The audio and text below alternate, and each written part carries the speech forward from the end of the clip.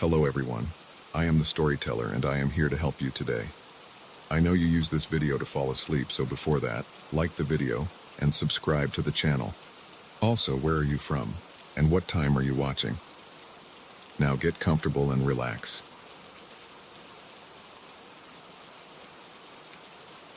I got the apartment after my divorce because I needed a quiet place where no one would bother me. The building manager said the place was clean and cheap. He did not say much else. There were a few empty units on my floor. The hallways were dim and the lighting flickered sometimes, but I did not care. I just wanted somewhere to sleep after work. The first night, when I came back late, I smelled old paint and dust. I turned the corner near my door and saw a shape. It stood in the corridor near the wall across from my door. It was tall, about a head taller than me, and its outline was not solid. It did not have a clear face, just a blurry darkness, like a smudged stain on the air. I stopped and stared, holding my keys tight. It raised its arm and pointed at my apartment door. It did not make any sound. It did not move closer. I swallowed, my throat dry. I could feel my heart beating. I stepped forward slowly, keeping my eyes on it. It stayed still, arm out, finger extended at my door.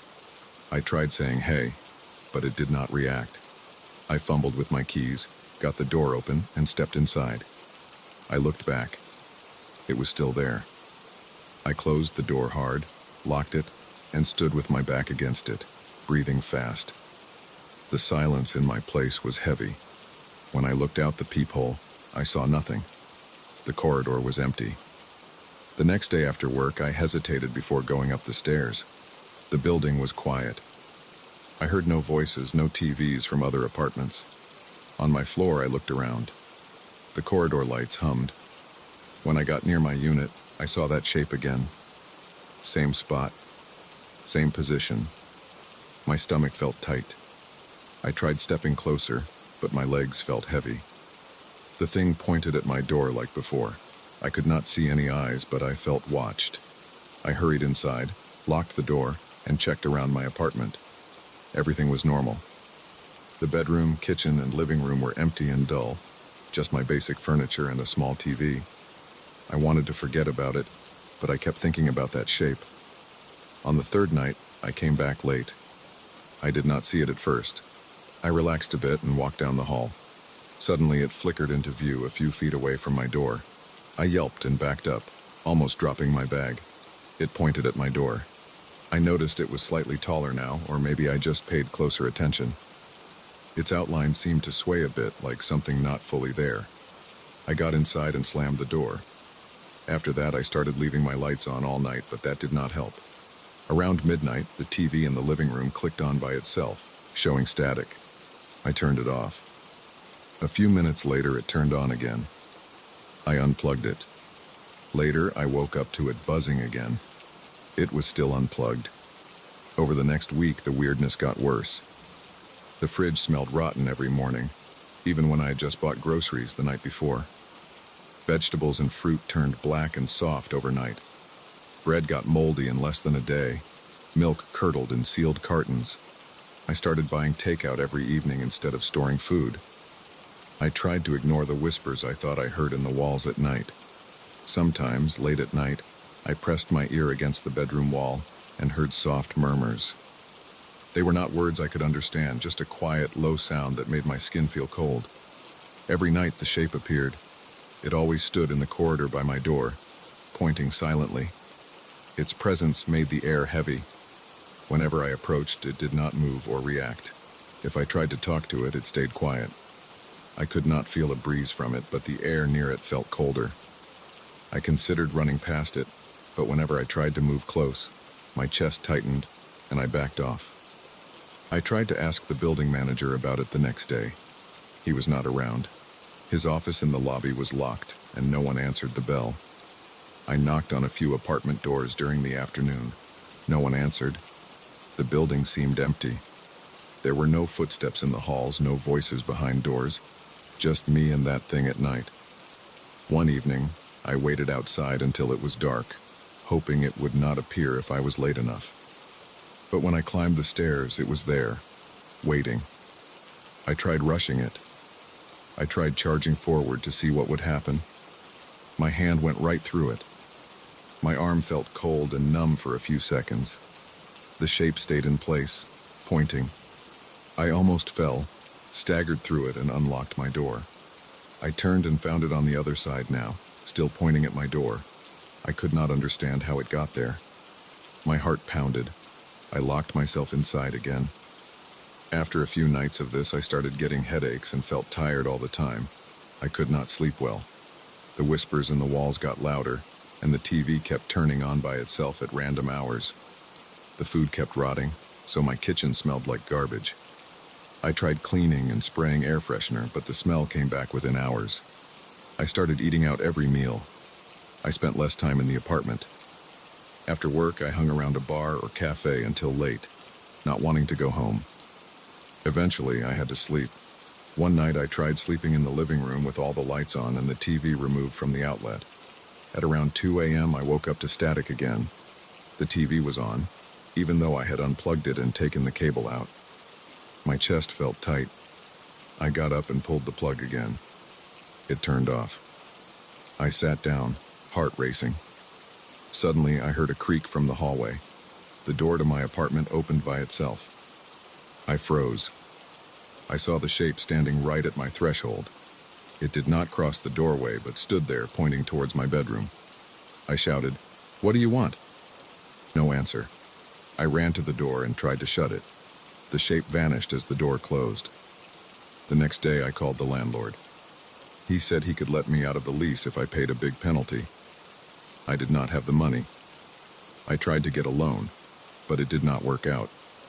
I tried looking for another place, but everything was expensive.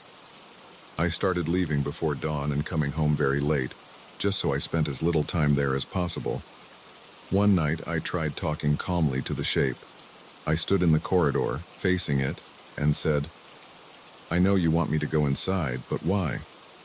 It just pointed. I stepped into my apartment and left the door open. The shape stayed outside, still pointing. Nothing happened inside. The bedroom looked normal. The bed was still in place, the dresser was the same, the closet empty except for my clothes. I closed the door and locked it. The whispers seemed to come from inside the walls. Sometimes I tapped the walls and heard a hollow sound. Once I peeled back some old wallpaper. Underneath were cracked plaster walls.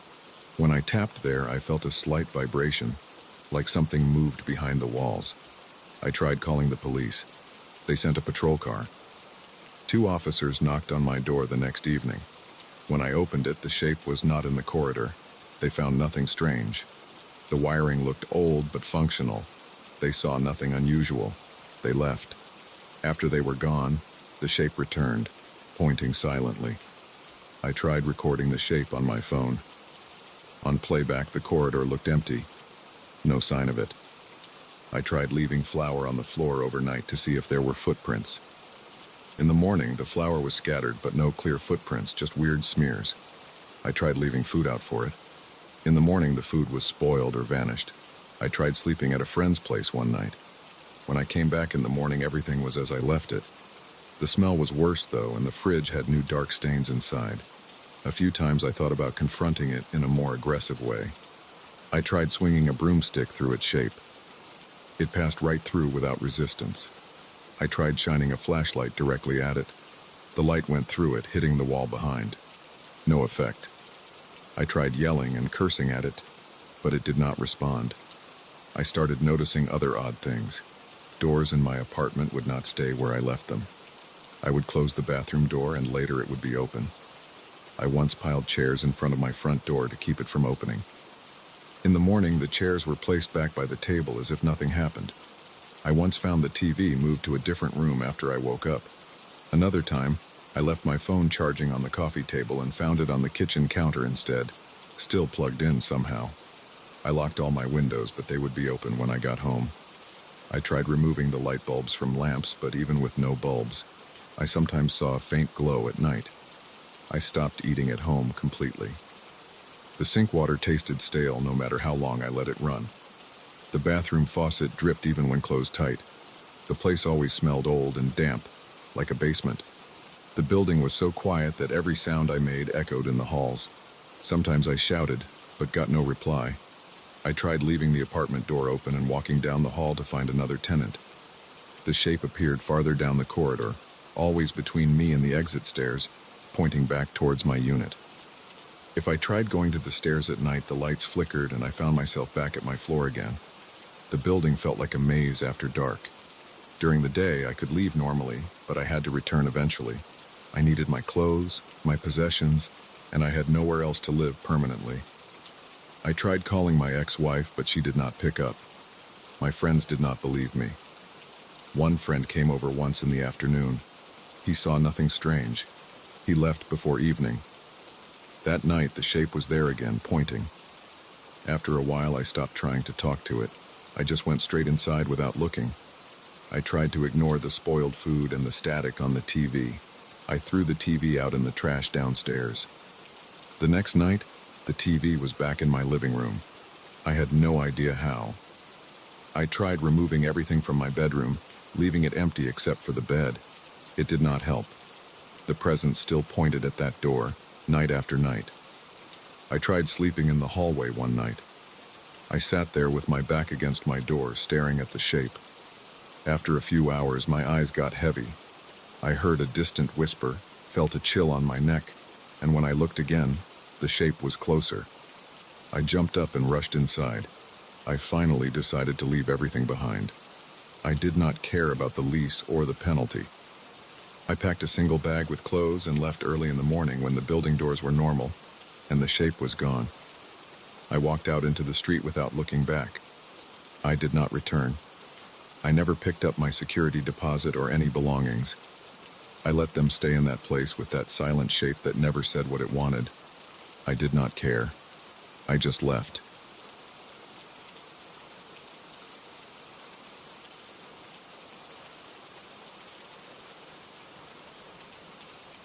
I still remember the smell of that place. I remember the dry, dusty odor hitting my nose the moment I pushed open that heavy door. The hinges gave a low metal shriek that echoed down the empty halls. Inside, the light was weak. Small lamps on old tables sent shaky beams over shelves coated in grime. Most of the books looked as if they had never left their spots. I saw a few scattered chairs, some missing their cushions, and at least one had a broken leg. I knew I would be alone there. Nobody ever came to that library anymore. That was why I chose it. I was tired of bright rooms and friendly librarians. I wanted to be where nobody would question me, where nobody would stop me from touching every old volume I could find. I was looking for something that I had heard about in passing, an old name, a name that was never spoken out loud anymore. I wanted to confirm it existed. I had nothing else to do, and I hoped I might find something interesting. The stories I researched, old urban legends, half-forgotten rumors, strange local tales, usually turned out to be worthless. But I had a feeling about this one. I do not know why. I just did. The first day I came there, I found only dust and silence. I ran my finger along the shelves. I coughed a bit. I heard my own breathing echo. The old wooden floor creaked under my shoes. I saw nothing else. No visitors, no staff, only a single old desk near the entrance with a small lamp and a guest book. The guest book's pages were blank for the last 5 years. I signed my name anyway. I dropped my bag on a table. I started scanning the aisles. There were no proper labels, just some signs that had peeled off. I had to guess where older records might be stored. I pulled out volumes with worn covers and pages stuck together. I read titles that meant nothing to me. After a few hours, I found nothing helpful, only old newspapers bound together. I put them back. The place felt cold. I rubbed my arms to keep warm. Outside, it had been warm, but inside it was always a few degrees cooler. I found a corner with a few chairs and a small reading table. I picked a spot and let my eyes rest. I did not fall asleep, but I felt myself drifting. Then I heard something. It sounded like a small thump, maybe a book hitting the floor. I stood up and looked around. There was nobody in sight. The aisle stretched out. Light bulbs flickered in the distance. I thought I saw movement, but maybe it was my eyes playing tricks. I said nothing out loud. I just stayed quiet and listened. I heard no more sounds. I went back to my seat and told myself I was just tired. On the second day, I returned around the same hour. I sat down and went through more shelves. I found a back room hidden behind a tall bookcase that was placed awkwardly. I noticed that if I squeezed through a small gap, I could enter a space with older materials. The back room had no window. The light was weaker. I carried a small flashlight from my bag. The beam shook slightly as I moved. The floor there was rough and uneven. There were crates filled with old journals. I flipped through them. Pages were hard to separate. The smell was stronger there, damp and moldy. I felt a slight pressure in my chest after a few minutes. I coughed. The dust was too thick. I decided to leave that room and return after a short break. When I turned, I thought I saw a shape behind the shelves. Something tall. I could not see a face. There were no features. It seemed like a human figure without details. But then I blinked, and it was gone. I tried to tell myself it was just the light playing tricks again, but I felt uneasy. I checked behind the shelves. I walked back and forth, nothing. Empty aisle, old books, silence. I moved on. That evening before I left, I found one book that looked different. Its spine was thicker, and its cover had no title. The leather surface was cracked and faded. I tried to open it, but the pages stuck together. I tugged gently, and a few pages loosened. They were covered in tight handwriting that I struggled to read. It looked like old notes or a journal of some kind. The words were smudged. The smell coming from that book was worse than any other, like something rotten. I felt a heaviness in my stomach. My heart beat faster as I flipped another page. I had no reason to feel nervous, but I did. I decided I needed more light and more time, so I put it aside for the next day. Before leaving, I thought I saw that faceless figure at the end of the aisle again. It stood there, tall and still. Then the lights flickered, and it vanished. I ran my hand over my face. I was sweating. I left as fast as I could without looking back. On the third day, I felt more determined. I brought a thermos of strong coffee. The front door made the same noise. The hall was empty. The desk lamp was still on, though I had turned it off when I left. I remembered turning it off, I was sure of it. I looked around. Everything else was in place. I picked up the strange book from the previous day. I settled into a table under a lamp and tried to open it again. I got a better look at the handwriting. It listed names. Some were crossed out, others were circled. I saw no dates, no explanations, just a list of names, one after another. My heart beat faster. I did not know why. I felt tense. I sipped my coffee. It tasted bitter. I flipped deeper into the book. More pages stuck together. I pressed harder. Some pages ripped slightly at the edges. Then I found a page where most names were blotted out with ink. But one name was still visible, almost carved into the page. I tried to read it, but the letters did not form a word I recognized. As I stared, my heart pounded harder. I felt sweat under my shirt. I tried pronouncing it in my head, but the letters felt wrong. Suddenly, I heard a scraping sound behind me. I turned fast. A chair had moved. I was sure it had been pushed in under the table. Now it stood a few inches away. There was no breeze, no one else here. I felt my legs shaking a bit. I walked around the table. I touched the chair. It felt cold. The whole place felt colder now. I rubbed my arms. I got back to the book and kept going. That same day, I returned to the back room. I wanted to see if I could find more about that strange name. In the back room, I searched the crates again. This time I heard breathing. It was slow and steady. It did not match my own breathing. I froze and listened. The sound came from behind a tall bookshelf. I tried to look between the cracks. I saw a space there too dark to make out details. My flashlight flickered. I tapped it. The breathing stopped. I stood still for at least a minute. Nothing moved. I heard only my own heart. I decided to leave. As I turned, I felt a pressure on my shoulders. My shoulders felt heavier, as if someone pushed down on them. I spun around, but there was no one. I breathed faster. The pressure faded. I told myself I was just tired and tense. I left the back room. Outside, in the main hall, I flipped more pages of that book. I saw that same strange name repeated at the bottom of a page. The handwriting looked shaky, as if the writer had pressed too hard. When I focused on it, I felt a chill in my arms. I heard a soft creak behind me. I turned slowly. The figure stood there, at the end of the aisle. It had no face, just a blank surface where a face should be. It wore a long coat, or maybe a robe, I could not tell. The light was poor. I could not see eyes, nose, mouth. Just a blank surface. My heart pounded so hard I felt it in my throat. My hands shook. I tried to speak, but nothing came out. I took a step forward.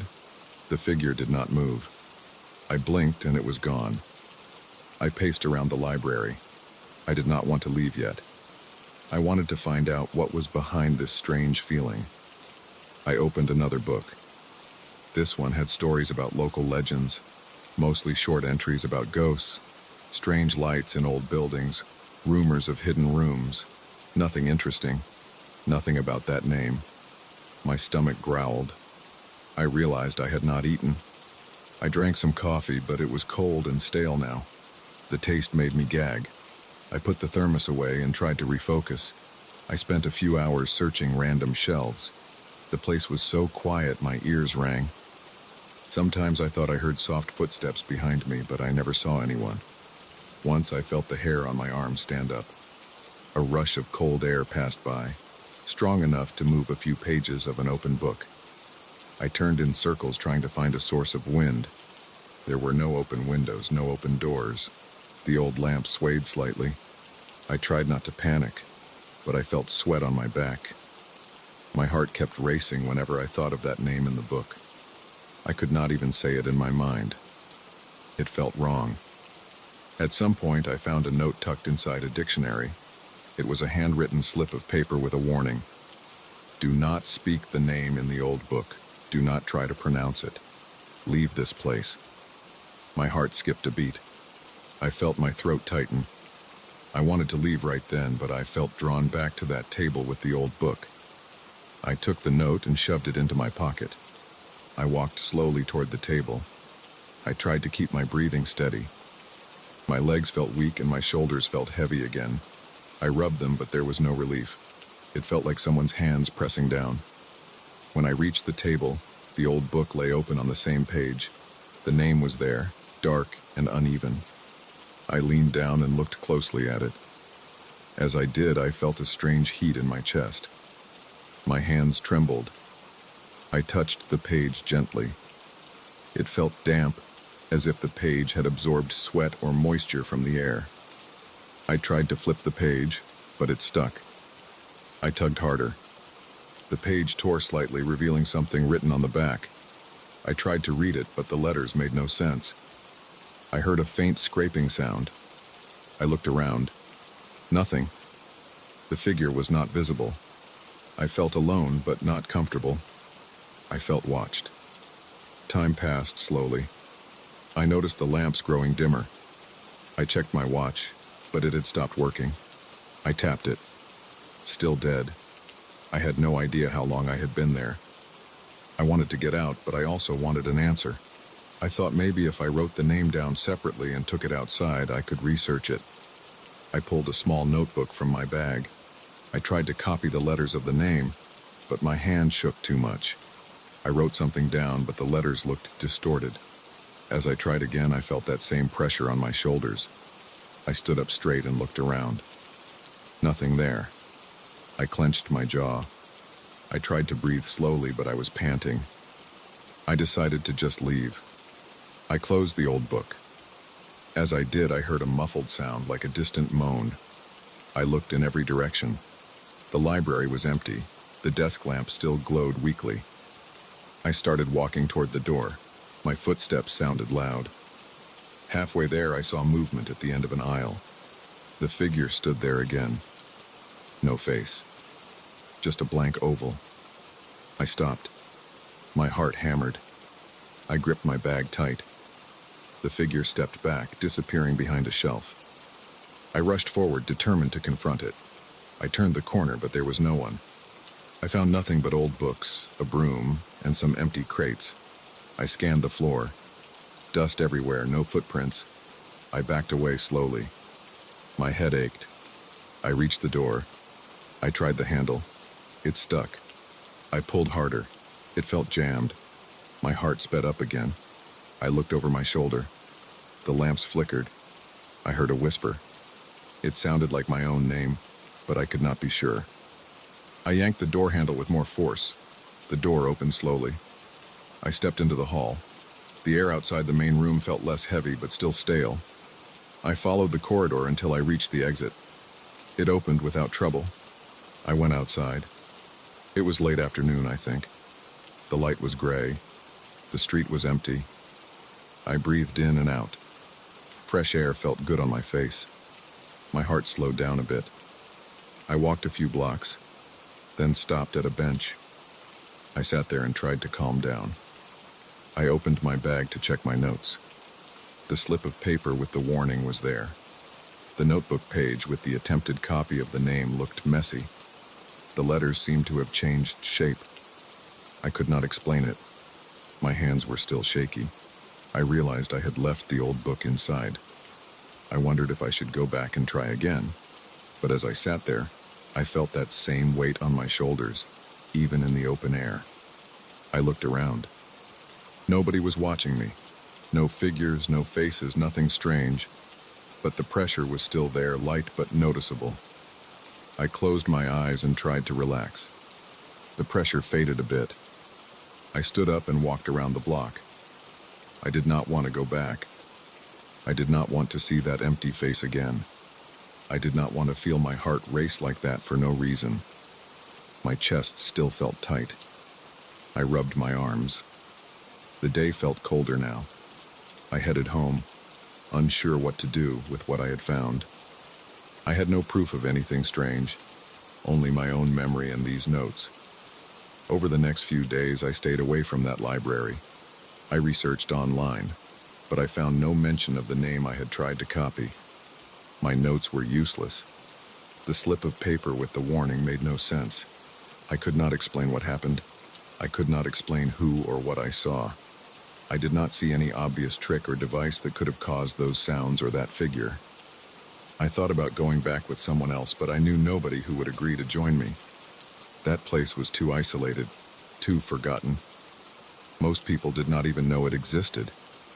I tried to forget it, but at night I felt the same pressure on my shoulders. I heard small sounds in my apartment, as if someone moved a chair or flipped a page. I got up and checked. Nothing. I stood in my own hallway, in my own home, feeling tense and unsure. There were no answers. Maybe one day I will return, but not now. For now, I keep quiet about what I saw. I try not to think about it too hard. I still feel my heart beat faster whenever I remember that old book and that strange name inside it. I never spoke it. I never will.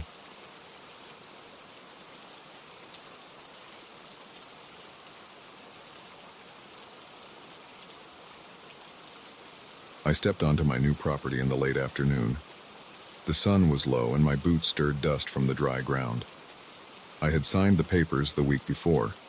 I hadn't spent much time out here, but I knew it came with a small house, a few outbuildings and some fields that hadn't been worked in years. There was a strange stillness in the air that day, as if everything around me waited for something. The first thing that caught my eye was an old patch of boards lying flat near the orchard. They looked warped and discolored, out of place. I stood there watching them. I didn't know what was underneath. I was curious, and I felt a need to pull those boards away and see what was there. I first approached the boards with slow steps. They were damp in some spots, brittle in others. I could smell old wood and dirt. I crouched down and gripped one board at a time, pulling until the nails squeaked and popped loose. I set them aside. I uncovered a dark hole in the ground. It was a well. It had a round, crumbling stone lining and smelled of stale air. I leaned forward and looked inside. I couldn't see the bottom. It was dark. The sunlight didn't seem to penetrate more than a few inches. I tried to listen. I heard a faint dripping sound.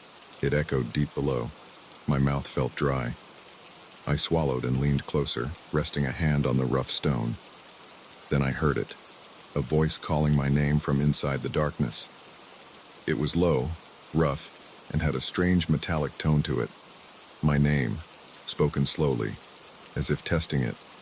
I jerked back and stood up straight, breathing hard. I looked around. There was no one nearby.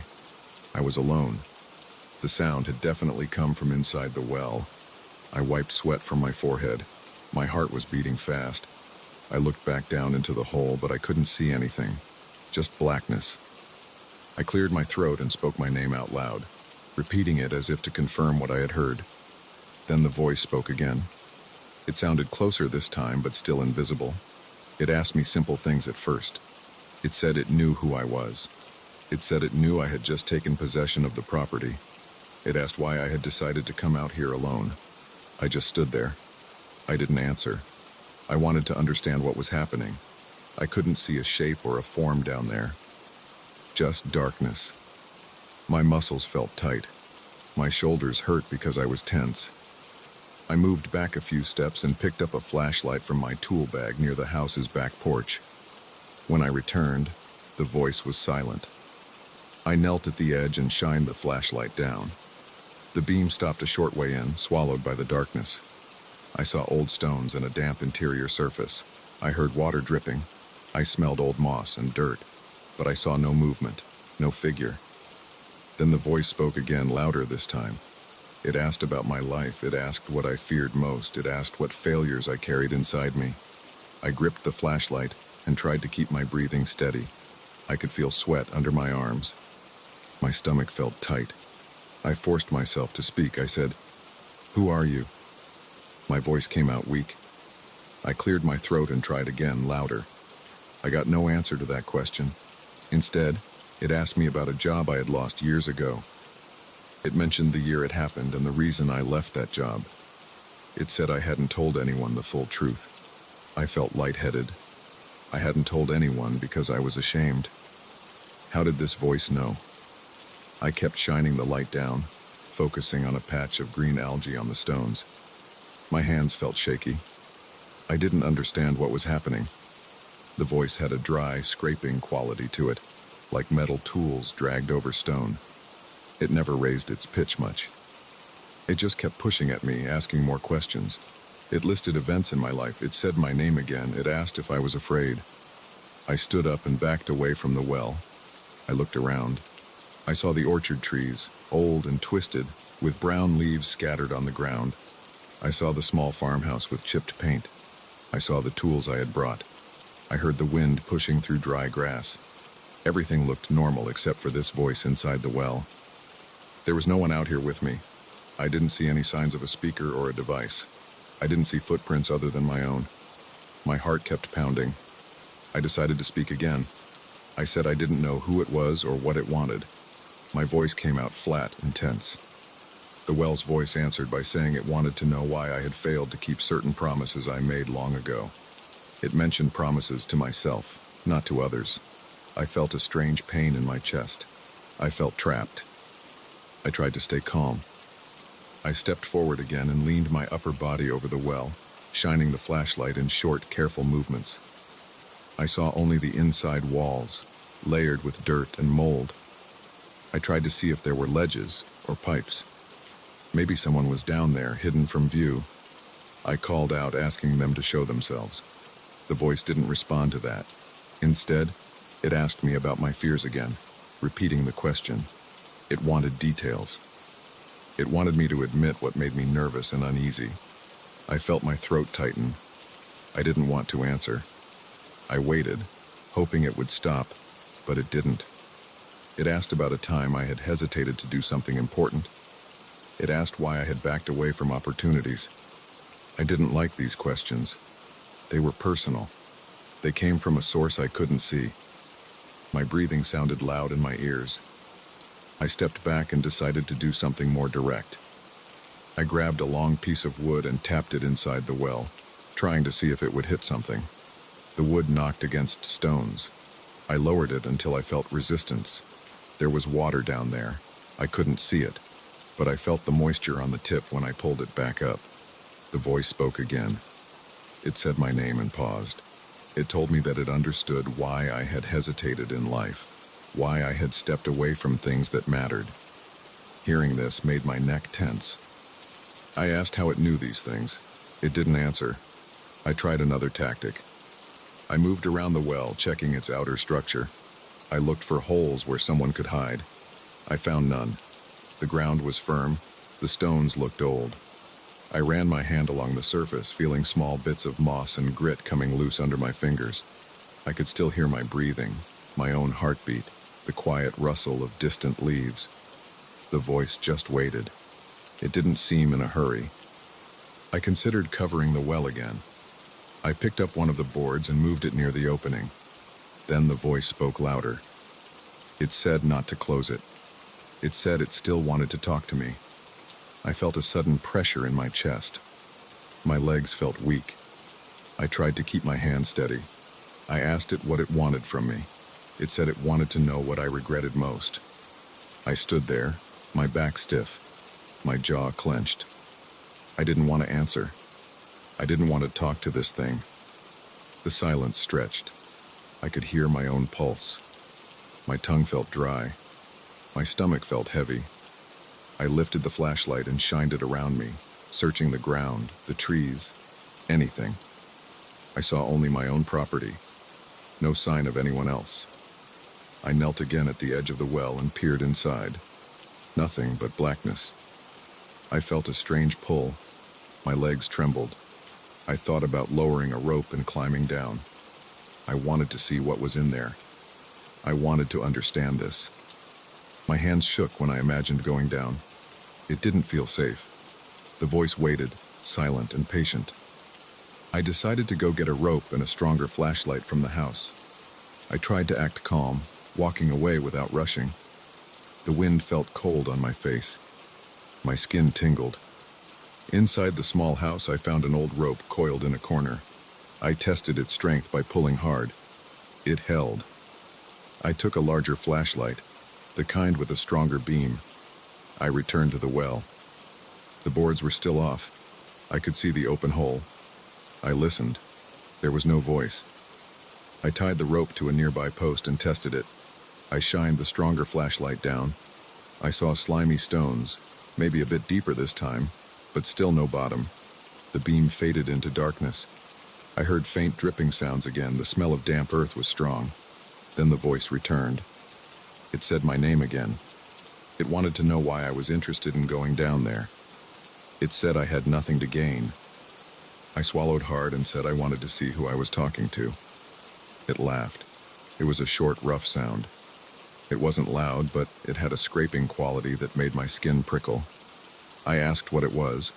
It didn't answer that. Instead, it asked if I thought I deserved this property. It asked if I thought I had earned anything in life. It kept asking about my failures, never about my successes. It asked how I felt about leaving my old life behind. I clenched my jaw and ignored the questions. I tried to lower the flashlight on the rope, but as soon as I lowered it more than a couple of feet, I heard a scraping sound on the stone. I pulled it back up and saw fresh scratch marks on the flashlight's metal casing. My chest tightened. Something down there had touched the flashlight. I stepped back quickly, my legs shaking. My heart thumped. I stared into that black gap. I felt sweat running down my back. I wiped my face. I didn't want to go down there anymore. Whatever was inside that well had touched my flashlight. It had reached out, or it had something inside that could scrape metal. I felt panic rising. I tried to stay calm. I tried to breathe slowly. I asked the voice what it wanted from me. It repeated its questions, my fears, my regrets, my failures. It wouldn't stop. I covered my ears, but that did nothing because the voice didn't sound like it traveled through normal space. It was there at the edge of my hearing, no matter how I covered my ears. I backed away step by step. The voice didn't get quieter. I moved farther, and still it spoke at the same volume. It said my name again and asked me what I was afraid of right now. My throat felt tight. I tried to speak, but only a croak came out. I forced words out. I said I didn't know what it was and I didn't like this. I said I wanted it to leave me alone. It didn't react. It just repeated my name. I walked farther away, toward the orchard. The voice finally grew softer as I moved. When I reached the old trees, I could barely hear it. It was a low murmur, impossible to make out. My head felt light, and my stomach felt unsettled. I stood there, looking at my own house, my land, the dry grass, the sky. Everything looked normal, but I knew that hole was waiting for me behind the boards. I waited a few minutes. I caught my breath and calmed down a bit. Then I forced myself to go back. I approached the well slowly, gripping a hammer in one hand. I had no plan, but holding something heavy made me feel a little safer. The voice was silent as I approached. I looked down. Nothing. I decided to cover it again. I placed the boards back one by one. My hands trembled, but I kept working. I hammered some nails in, making sure the boards stayed in place. I focused on the physical details, the sound of the hammer, the feeling of the nails resisting, the rough surface of the boards. I tried not to think about what was inside. When I had it covered, I stood up and stepped back. I listened. No voice. Just the sound of wind and my own breathing. My arms felt heavy. My back ached. I wiped sweat from my forehead. My eyes stung. I looked around at my property. It looked the same, but now I knew there was something under those boards. Something that spoke and asked questions it shouldn't know to ask. Something that scraped metal tools and made my skin crawl. I turned and walked toward the house. I decided I wouldn't remove those boards again. I didn't want to hear that voice. I didn't want to know how it knew my name or my past.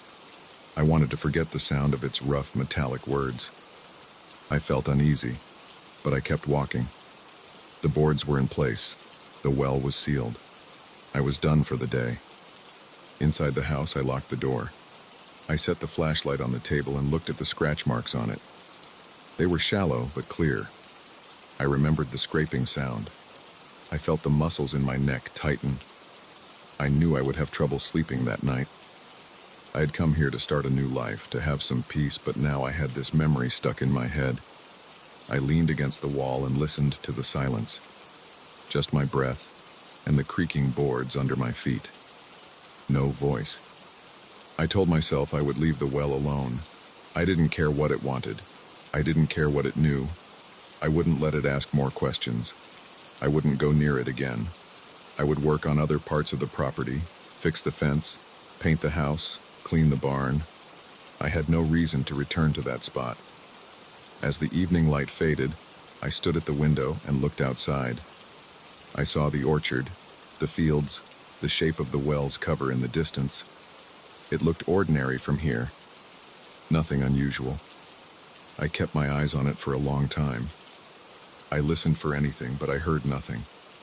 Finally, I sat down at the old kitchen table and tried to relax. My body still felt tense. My head ached. I tried to think of something else, anything else. But I couldn't. My mind kept going back to that voice, the way it said my name, the way it asked me about my life. I stayed inside the rest of the night, keeping an eye on that window. I said nothing to anyone. There was no one to tell. I just waited. I listened to the old house settling. I listened to the distant rustle of leaves outside. I kept imagining that voice, but it didn't return. Eventually, I crawled into bed and closed my eyes. When I woke up, I decided I would leave the well sealed and ignore it. I had no other plan. I just wanted to live here quietly and not think about that hole in the ground.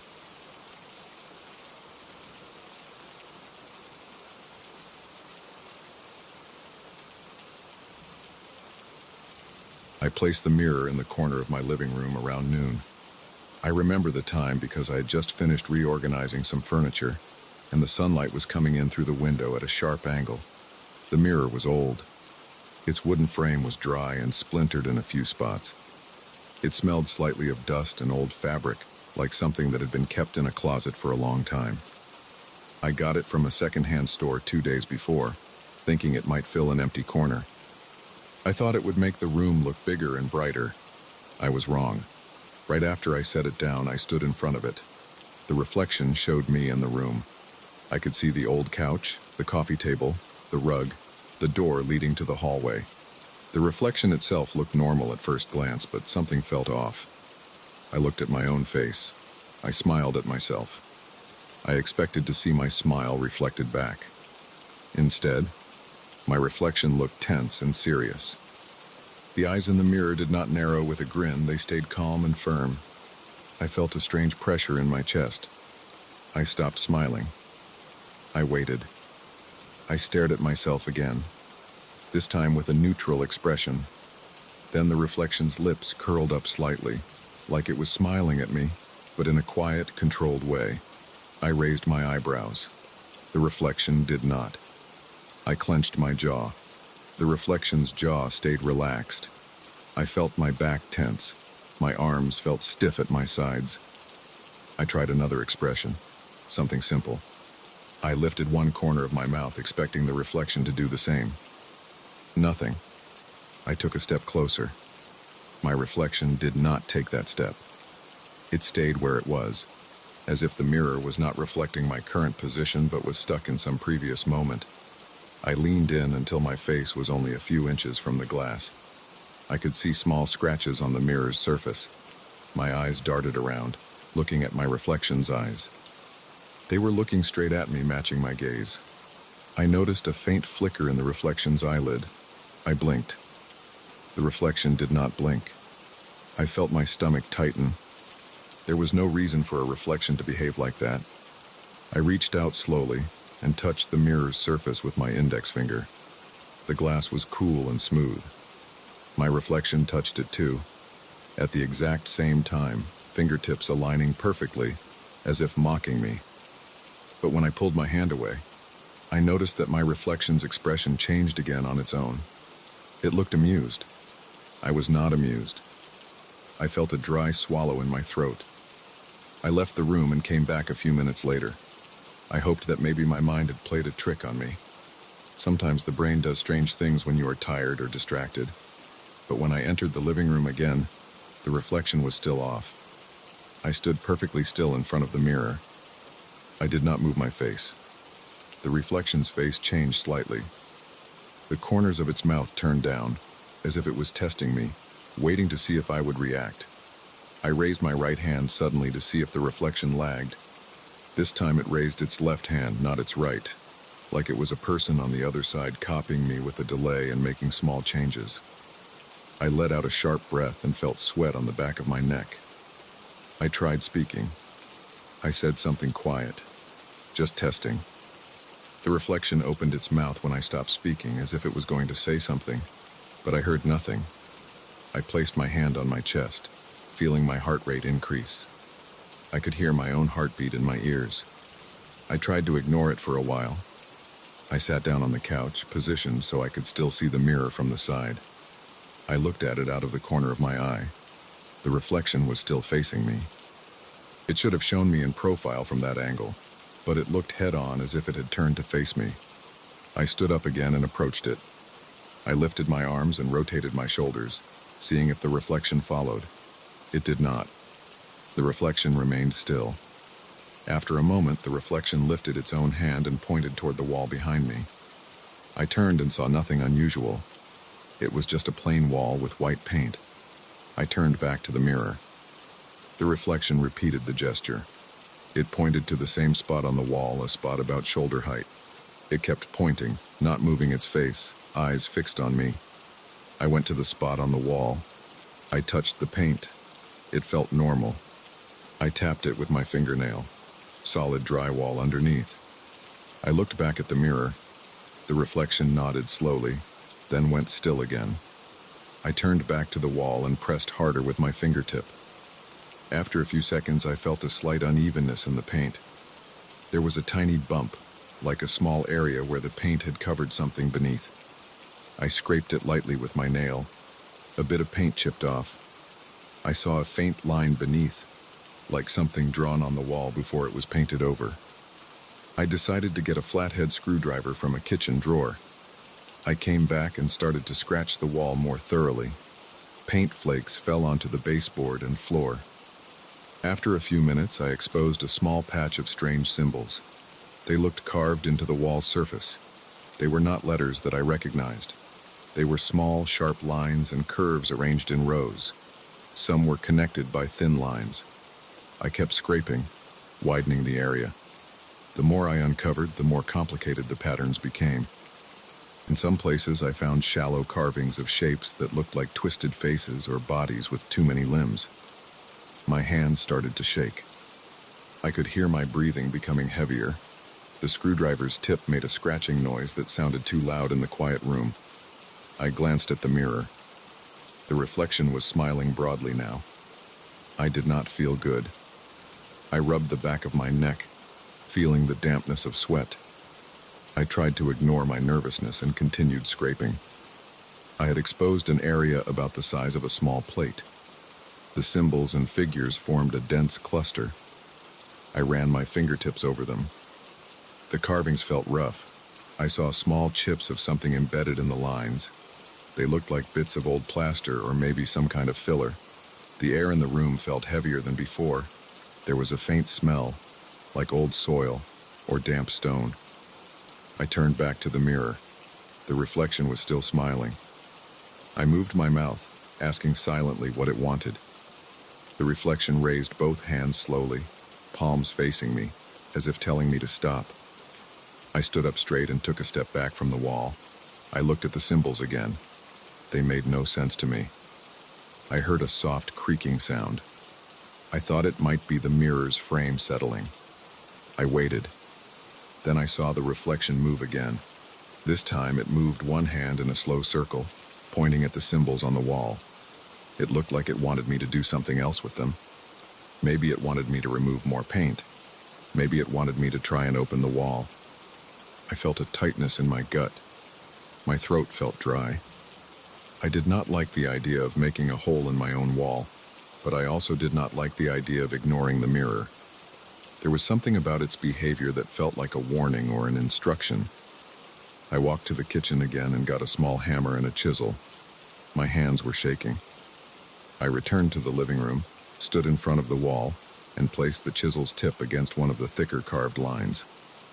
I tapped it lightly with the hammer. The plaster cracked. I chipped away a small chunk. Behind it I saw darker material, maybe older plaster or wood. I kept working carefully, trying not to cause too much damage. I felt sweat trickle down my temples. Every sound seemed loud. The tapping of the hammer, the crackling of plaster, my breathing. I glanced over my shoulder at the mirror. The reflection was watching closely, head tilted slightly. As I made a hole large enough to peer through, I noticed more symbols carved into something beneath the plaster layer. It looked like older wood paneling. I could see faint lines that might have been drawn or burned into the surface. I pressed my face close and tried to see inside the hole, shining a flashlight I took from a drawer earlier. The beam showed a gap behind the wall. The space inside looked empty, just a hollow area with bits of insulation and old wood beams. But on one beam I saw another set of these strange symbols scratched into the wood grain. They were smaller and fainter. My stomach clenched again. I turned back to the mirror. The reflection stared at me. I noticed my own face looked pale. The reflection, however, looked calm. I realized I had not seen the reflection display fear or confusion. It only displayed what seemed like deliberate expressions, as if controlled by someone else. I rubbed the side of my face with my hand. My jaw felt stiff. I tried speaking again, asking, "What do you want?" I said it out loud this time. The reflection did not speak. It pressed one finger to its lips as if telling me to be quiet. I shut my mouth. I could feel my pulse in my throat. I had no idea what these symbols meant. I felt a desire to cover them back up, to patch the wall and ignore this whole situation. But something about the reflection's insistence made me continue. I widened the hole in the wall and reached inside, feeling the rough surface of the wooden beam. My fingertips traced the carved lines. They were not smooth. They felt irregular, as if carved with a dull knife. I wondered who did this and why. I felt a slight vibration in my fingertips. It could have been my nerves. I pulled my hand out and flexed my fingers. They felt stiff. I turned back to the mirror and stood in front of it. I tried to match the reflection's expression. I kept my face neutral. The reflection frowned. I frowned. The reflection's frown deepened. I tried smiling. The reflection's face hardened. It seemed to resist any attempt to synchronize with me. I stepped closer until I could see every detail of my face in that old glass. My pores, my stubble, a small scar above my eyebrow. The reflection showed them all, but it moved when I did not. I lifted my left hand slowly.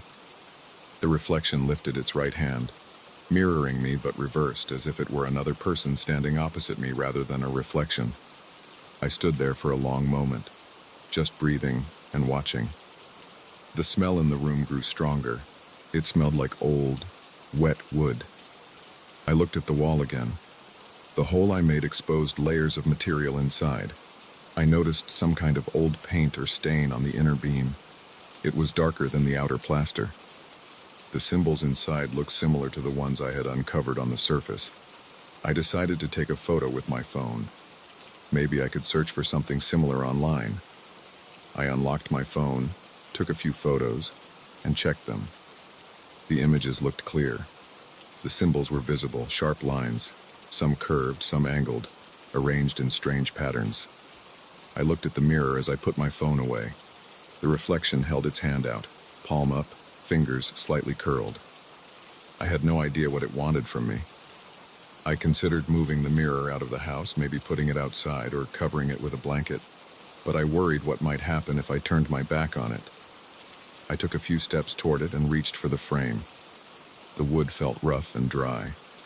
I tried to tilt the mirror slightly to see if something behind it caused this.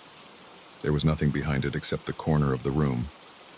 The reflection watched me, eyes tracking my every movement. I felt a sudden wave of fatigue. My shoulders ached, my legs felt heavy. I sat down on the floor, back against the couch, facing the mirror and the wall at an angle. I could still see the hole in the wall and the strange symbols. I listened. The house was quiet. I could hear a faint humming from the refrigerator in the kitchen. Outside, a car passed by. The reflection sat down too, but in a different position. It lowered itself slowly, as if to maintain eye contact at all times. I rubbed my face with both hands, felt the sweat and the roughness of my unshaved cheeks. I breathed in and out, slow and steady. Then I stood up again.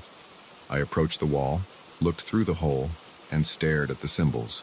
They were there, solid and real. I turned back to the mirror and watched the reflection. It nodded at me. I reached for the chisel and hammer again and chipped away a bit more plaster, enlarging the hole. My hand slipped at one point and I scraped my knuckles against the wall, causing a brief sting and a thin line of blood. I wiped it on my pants. The reflection watched.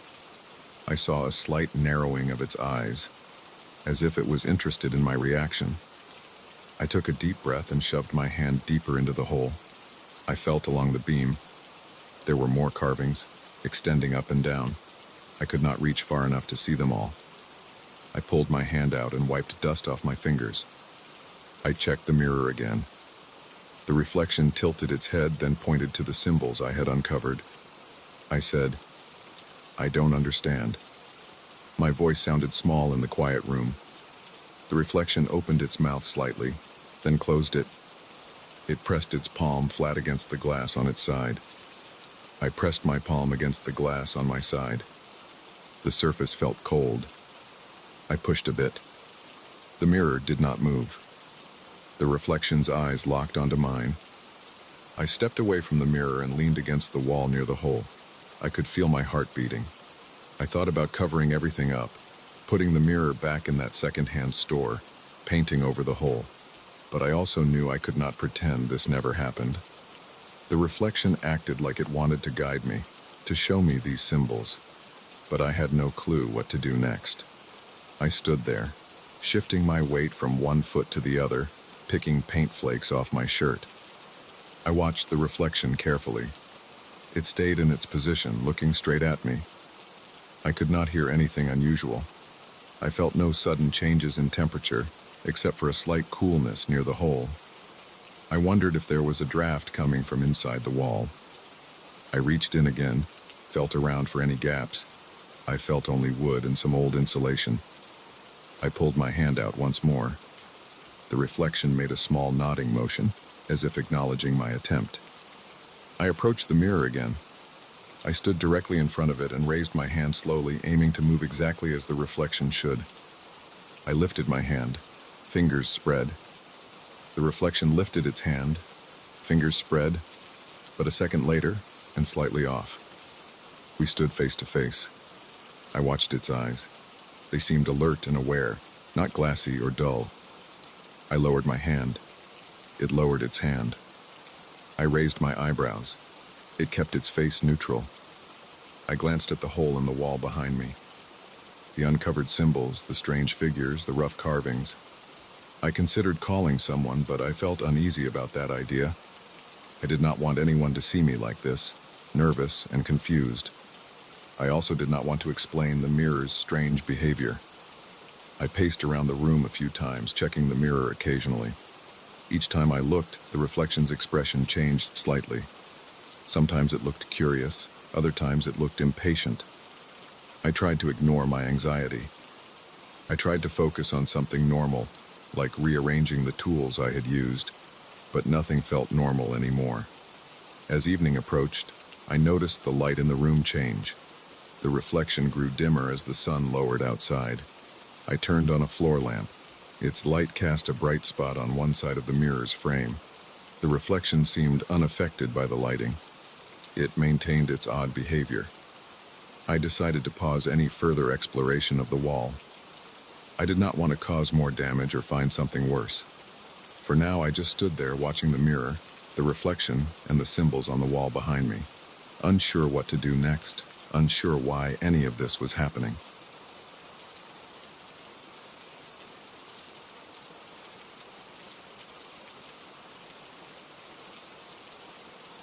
I woke up around 2 in the morning because my throat felt dry.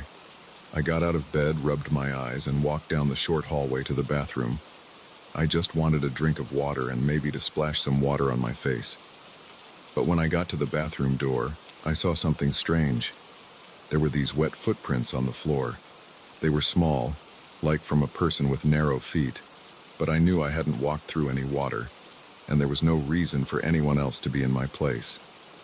I stood there looking at them. They started in front of the sink and led toward the bathtub. The bathroom window was shut, and the door was closed behind me. There was no trail coming in from outside or from the hallway. The footprints just started there, right in front of the sink. I could see the faint reflection of the overhead light on the wet spots. I felt nervous right away. I took a few steps forward, careful not to step on them. I held my breath and listened. I didn't hear anything at first. The night was silent. The hallway behind me was dark.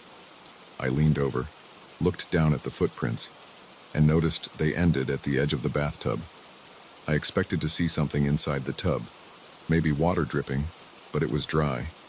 Nothing moved. I turned around, tried to see if maybe I had made them without noticing, but my feet were dry and I hadn't stepped in water. I felt a light sweat on the back of my neck. I got a cup of water from the sink, drank it fast, and left. I went back to bed and tried to forget about it. The next night I woke up around the same time. My throat felt dry again. I don't usually get so thirsty at night, but I told myself it was just bad luck, or maybe I had too much salt at dinner. I walked to the bathroom and froze at the doorway. The footprints were there again, wet, shining under the dim bathroom light. This time they faced a different direction. They still started in front of the sink and ended near the bathtub, but their angle was different. It looked like whoever made them had turned slightly before stepping toward the tub. Again, I listened. This time, I heard a very low sound. It was like a humming or a low singing coming from inside the bathroom, but I couldn't pin down the direction. I stood still and felt a chill on my back. It got colder, and I felt my skin tighten. I felt my heart beat faster. I leaned closer to the sink, reached out and touched the porcelain surface. It was dry. I ran a finger over the tiles on the floor. They were dry except for the footprints. I tried to follow them more closely, but when I stepped toward the tub, the back of my neck felt colder and I got goosebumps on my arms. The sound got louder, and my stomach tightened. I backed out and returned to my bedroom. I tried to sleep, but I kept thinking about those wet footprints. On the third night, I decided to be more careful. Before going to bed, I dried the bathroom floor with a towel. I made sure everything was clean and dry. I locked the windows and checked the entire apartment. I lived alone. No one had a spare key. I set my alarm for 1:30 in the morning so I could check the bathroom before I got thirsty. The alarm woke me up, and I crept down the hallway without turning on any lights. I flicked on the bathroom light and saw the footprints again, wet and shining, standing out on the dry floor. I bent down and touched one with my fingertip. It was cold, like water that had been sitting for a while. I rubbed my fingers together. I could feel moisture. I smelled my fingers. They smelled like plain water, no odor, no chemicals, nothing strange. I touched my forearm and noticed my arm hairs were standing up. I listened and heard the low humming sound again, quieter this time, but steady. It was a single tone, not a melody, just a quiet voice somewhere in the air. I leaned toward the bathtub. The humming got louder. My throat felt tight. I forced myself to reach over and open the shower curtain. The tub was empty and dry. I shined my phone's flashlight on every corner. Nothing moved. The footprints remained behind me, just sitting there. I turned back and noticed something else. There were fewer footprints than the night before, and they formed a slight curve. They weren't just random. They looked like they were bending around some invisible shape before ending at the tub. I swallowed hard, left the bathroom, and stayed awake until sunrise, sitting in my living room, thinking about what to do. On the fourth night, I tried to catch the source of these footprints. I stayed awake with all the lights off. I sat in my bedroom quietly, door half open, watching the hallway. I had turned off the bathroom light and kept the door open just a crack. Around 2 in the morning, I heard a light dripping sound. It sounded like water falling on tile. I waited a few minutes before I got up. I was sweating. My palms felt damp. I walked slowly into the hallway and peeked into the bathroom. The floor was wet in front of the sink again, the footprints visible even in the dark. I flipped the light on. This time, I felt an immediate cold draft against my face. The humming sound was louder and had a slightly different pitch. I reached into the room, but the moment I stepped inside, I felt a strong shiver running up my spine. My breathing got shallow and my temples started to pulse. I tried to speak, but my mouth felt dry. I managed to say a few words quietly. "Who's here?" No response. The footprints just sat there, ending at the tub. I looked at the mirror. My face looked pale under the overhead light. I leaned over the sink and turned on the faucet. The water ran normally. I splashed some on my face, checked the hallway behind me, and turned back to the footprints. They hadn't changed. I touched the tub's edge, dry and cold. I grabbed a towel and tried to wipe the footprints off the floor. The towel absorbed the water easily, and the footprints vanished. I stood there holding the damp towel, waiting. The humming stopped. I left the bathroom and sat on my bed in the dark until morning. Over the following nights, I tried different things. One night, I put a piece of cardboard on the bathroom floor. Another night, I sprinkled a bit of flour. Another, I placed a dry towel in front of the sink. Each time, the result was the same. Around the early hours, I would wake up thirsty, go to the bathroom, and find wet footprints forming a pattern. The cardboard got soaked in 2 small spots shaped like feet. The flour got damp and clumped together. The towel ended up with wet marks in the shape of footprints. Every time they led from the front of the sink to the tub. They never passed through the door. They never came from the hallway. It was like they formed out of thin air. As the nights went on, I noticed the footprints changed direction slightly each time. Sometimes they angled left, sometimes right. Sometimes they curved around and approached the tub from a different side. I wrote down the patterns, hoping to find some logic. I drew sketches of the bathroom floor and marked where I found each footprint. After a week, I had several pages of notes. The patterns never repeated exactly. They formed shapes I couldn't recognize. I felt frustrated and tired. I started sleeping less. I woke up with headaches and muscle tension. During the day, I tried to ignore it. I went to work, watched TV, ate meals, and pretended nothing was wrong. But at night, I felt nervous before going to sleep. My throat kept getting dry at odd hours, forcing me to face those wet marks.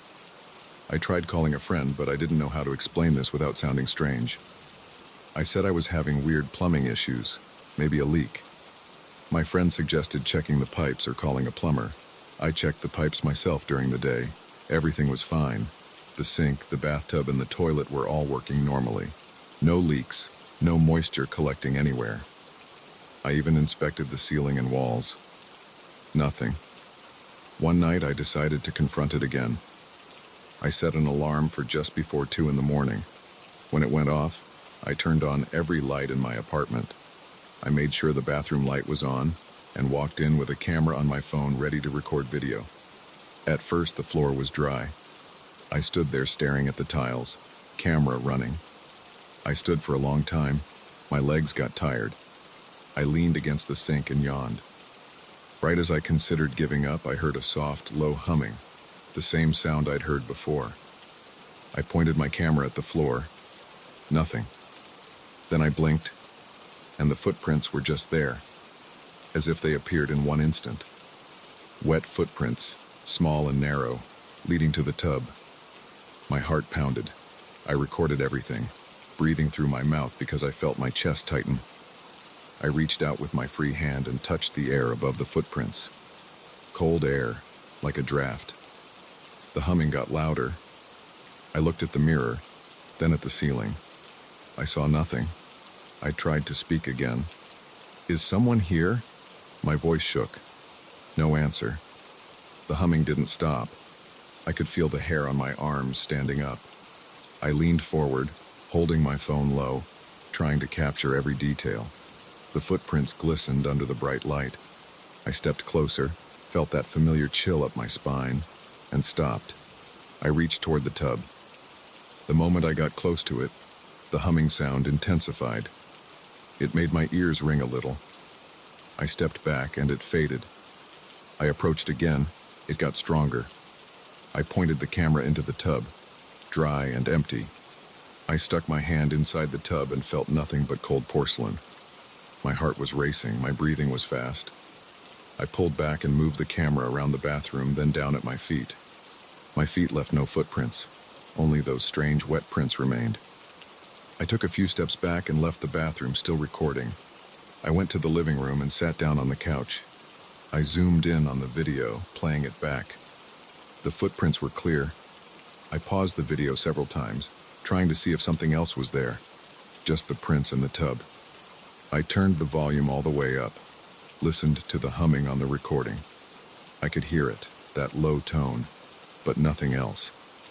I tried analyzing the pattern of footprints again. This time they formed almost a half circle before ending at the tub. Over the next few nights, I kept recording and taking notes. The pattern changed each night. Sometimes the footprints formed a curve, sometimes a zigzag, sometimes almost a straight line. They always started at the sink and ended at the tub. They never crossed the doorway. They never extended beyond the tub. I tried touching the bathtub drain, checking if maybe it was damp or if moisture was creeping up from the pipes. Nothing made sense. The water in the sink worked fine, the drain was clean, and everything looked normal by daylight. I began to dread the nights. I would lie in bed staring at the ceiling, waiting for the alarm to ring, knowing I would find those footprints again. My hands would tremble as I reached for the bathroom light switch. My mouth would go dry even without me getting thirsty. My back would tense up and my shoulders would ache. I tried wearing heavier clothes, thinking maybe the chill was just my imagination. but I still felt cold whenever I got close to those footprints. After a while, I stopped trying to talk to whatever was causing this. I realized it never responded. It never left anything but those footprints and the humming sound. It never appeared anywhere else in the apartment. Only in the bathroom, only at that time of night. I tried staying out of the bathroom altogether, but my thirst would force me back. I tried ignoring the footprints and just getting water quickly. They would still be there, no matter what. If I turned the light off and came back, they would appear again. If I left a towel on the floor, it would get wet footprints as well. No matter what I did, they always formed. They never vanished on their own. They stayed until I wiped them up, like a silent sign that something was there. As weeks passed, I noticed my nerves were wearing thin. I started leaving the bathroom light on overnight and kept the door open, hoping to see if anything came through the hallway. I never saw anything. I only ever saw the footprints when I stepped inside. They never formed while I watched closely. They only appeared when I looked away or blinked or stepped out for a moment. I tried to trick it by using a mirror to watch the floor while standing in the hallway. It didn't matter. The footprints would appear the moment my eyes weren't directly on the spot.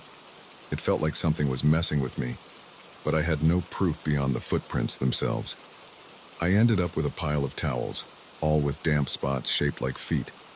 I ended up with hours of video footage where the footprints seemed to appear out of nowhere. The humming sound, recorded over and over, always sounded the same. I had no way to explain any of it. I never found a source. I never saw anyone. Just those wet footprints on the floor, starting at the sink and ending at the tub, changing direction each night, forming patterns I couldn't understand and leaving me with a cold feeling in my bones that I couldn't shake off. I'm telling you all this because I don't know what else to do. I still live here. The footprints still appear. I still feel that chill every time I enter the bathroom at night. I still hear that low humming when I get too close. I don't know why it happens. I don't know what they mean. They never stop. They never explain themselves. I just keep wiping them away and hoping that one night they won't show up. But so far, they always do.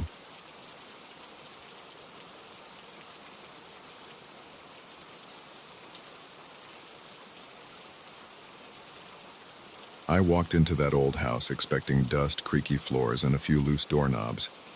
I did not expect the mirrored doors of a wooden wardrobe at the end of the upstairs hallway. The thing stood out against the peeling wallpaper and uneven floorboards. Its surface was clean, glossy, and darker than the rest of the room's furniture. The mirrored doors were clear, not cloudy like you'd expect in an old place. I remember walking past it and feeling a slight discomfort, like when someone stares at you from behind, but I ignored it. The first night I tried to settle in, just wanting to put my clothes away and get some sleep, but that wardrobe kept drawing my eyes.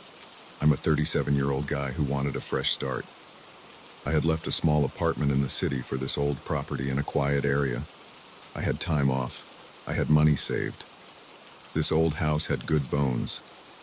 I planned to fix it up myself. The first day was busy, moving boxes, changing a few light bulbs, and trying to figure out which windows stuck. By nighttime, I was sore. My shoulders hurt from lifting. My neck felt stiff. I just wanted to relax. I placed my bed in the main bedroom. There was an old bed frame there, and I put my mattress on it. The wardrobe stood close to the bed's foot, about 6 feet away, facing me. I decided to leave it there for now. I turned off the overhead light and set a small lamp on the floor next to the bed. The room felt cool and a bit damp. I had no curtains on the windows yet, so moonlight came in. When I looked at the mirrored doors, I saw my outline. I walked up to them and tapped the wooden frame. It felt solid. The hinges looked new. I opened it, expecting old clothes or mothballs, but found nothing inside. Just smooth wooden surfaces and a slightly musty smell. I closed it and watched my reflection. It showed me in my boxers and a t-shirt, tired eyes, messy hair. I turned off the lamp and lay down.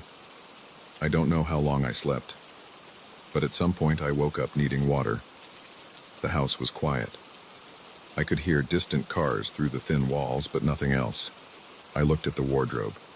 The moonlight gave the mirror a slight glow. I could see my reflection in it, but something seemed off.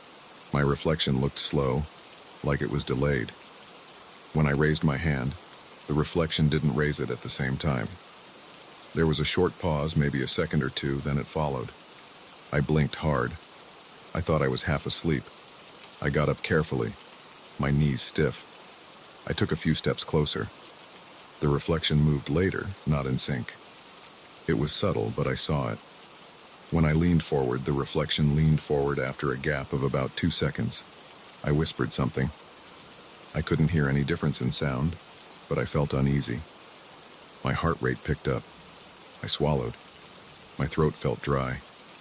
I reached out and touched the mirrored surface. It felt cool and solid. My reflection touched it too, but again with that slight delay. The hair on my arms stood up. This wasn't normal. I stepped back. My reflection stepped back late. I turned around quickly and looked back. The reflection turned more slowly. I suddenly noticed something strange. Behind my reflection was not just my room. The angle was off. The background looked like my room, but with differences. The wallpaper looked torn in places. The bed behind the reflection was the same shape as mine, but the sheets were darker, and the mattress looked saggy. I stared at this detail. The reflection's room was similar but older, more run down, and the walls had stains I had not seen in my own room. I felt my legs tense. I took a deep breath. The air smelled stale. I leaned in again, trying to get a better look. I moved my head to the side. My reflection did the same, but late. I saw a figure sitting on the bed behind my reflection. It was a man.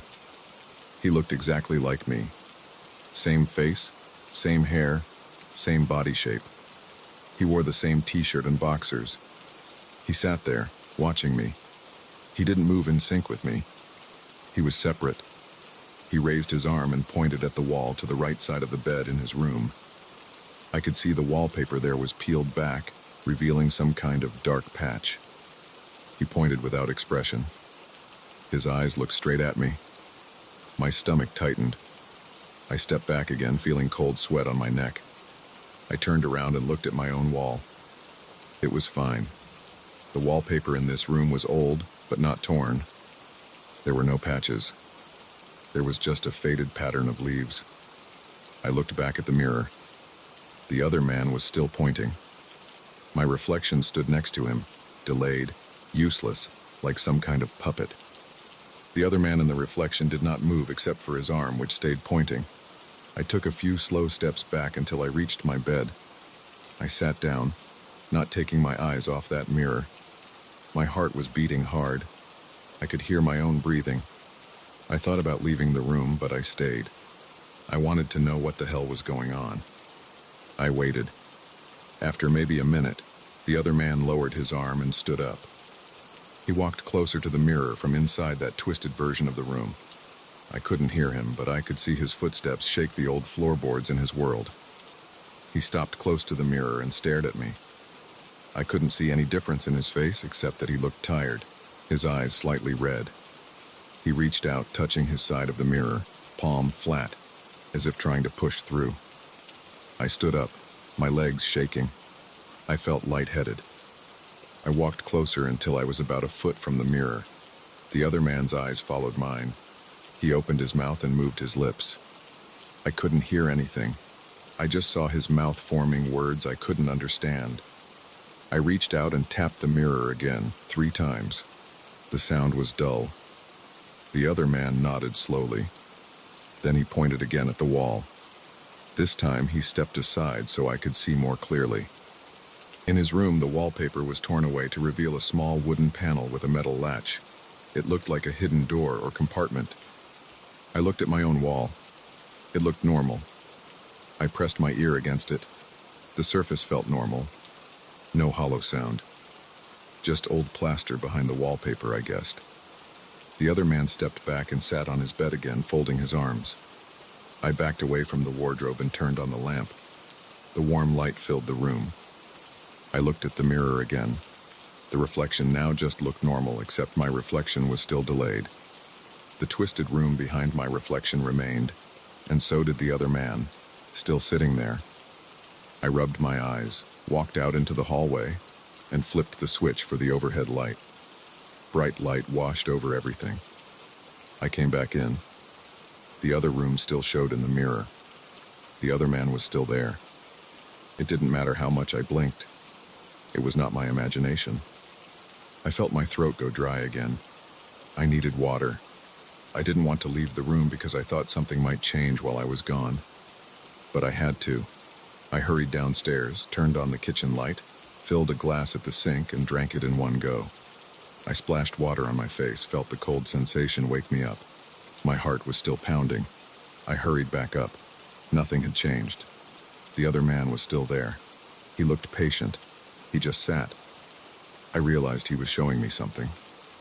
I walked to the wall he had pointed at and examined the wallpaper carefully. At first, I saw no difference.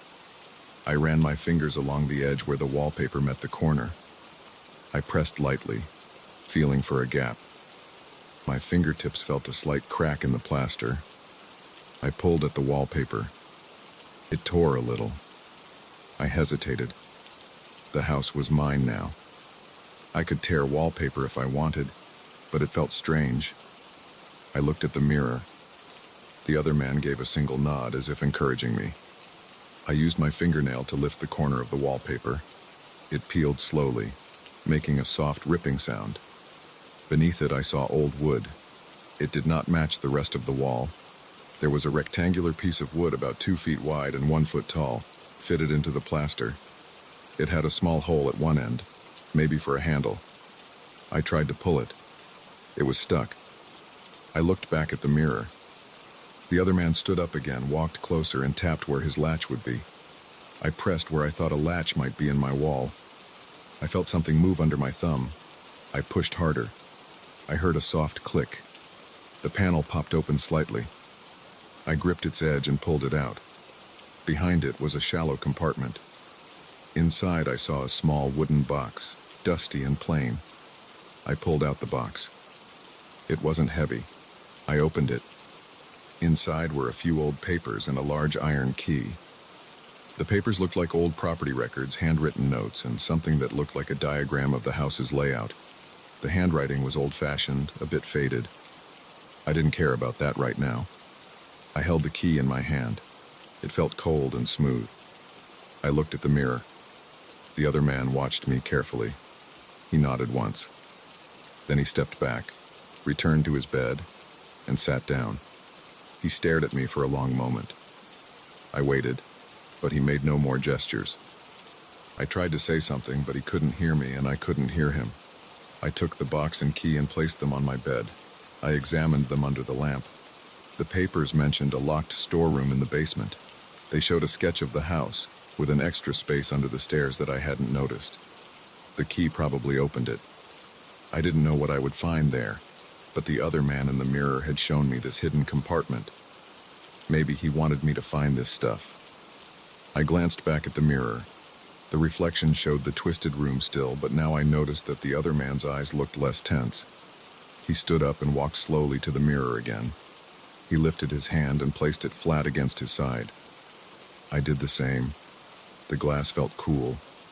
He leaned in as if checking my face closely.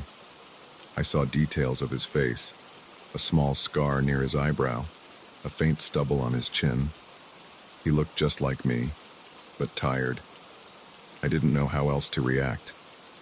I stood there, pressing my palm to the glass, feeling a strange numbness in my fingertips. After a few minutes, the other man lowered his hand. He stepped back, turned around, and walked to the door of his room. I hadn't noticed his door before. It was in the same place as my door, but his hallway looked darker.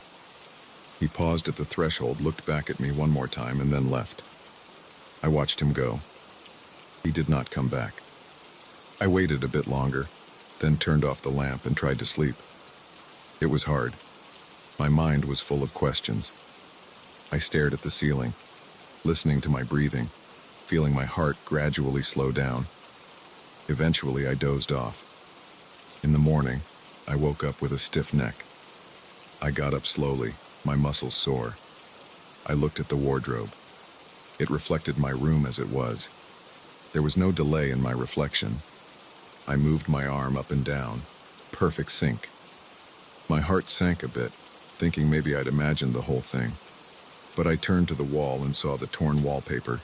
The hidden compartment was there, the box and key were on the bed, so it was real. I got dressed, pulled on jeans and a shirt, and tied my shoes. I took the key and the box with me. Downstairs, I searched for a door under the staircase. I found a panel that didn't match the surrounding wall. I tried the key. It turned, scraping metal against metal. I opened it. Inside was a small storeroom, dusty and dark. I shined a flashlight inside. There were old tools, a metal trunk, and a few wooden shelves. Everything smelled like old wood and iron. No one had been in there for a long time. I dragged out the trunk, opened it, and found old letters, a broken lantern, and a metal plate engraved with the house's original address. Nothing shocking, just old stuff. I brought it into the light and examined it piece by piece. The letters referred to repairs done decades ago, some unpaid bills, and a list of furniture that used to be in the house. The metal plate showed an old street number that had changed since. None of it answered my questions about the other man or the strange mirror. I stayed in the house for the rest of the day. I kept going back upstairs to check the wardrobe. It looked normal. I tapped the mirror. My reflection tapped back immediately. No delay. I moved side to side. Everything looked fine. I closed the wardrobe doors, reopened them. They still showed my room exactly as it was. I even touched the back of the wardrobe's interior. Solid wood. At night, I waited in bed with the lamp on, watching the mirror. After a few hours, my eyes grew heavy. Nothing happened. Eventually, I turned off the lamp. The moment I did, the reflection seemed to lag again, just for a split second. I jumped out of bed and approached the mirror. My reflection was again slightly delayed. I sucked in a breath and waited. After a few seconds, I saw the twisted room again. This time, it was empty. The other man was not there. The bed was messed up, the torn wallpaper still visible. I leaned in, looking for any sign of him. Nothing, just that empty room. I placed my hand on the glass. No response. I waited. I felt a slight coolness, a mild vibration, or maybe just my own pulse in my hand. I stood there for a long time, but the other man did not return. Eventually, I turned on the lamp again. The twisted room disappeared. My reflection returned to normal. Over the next few days, I focused on repairing parts of the house.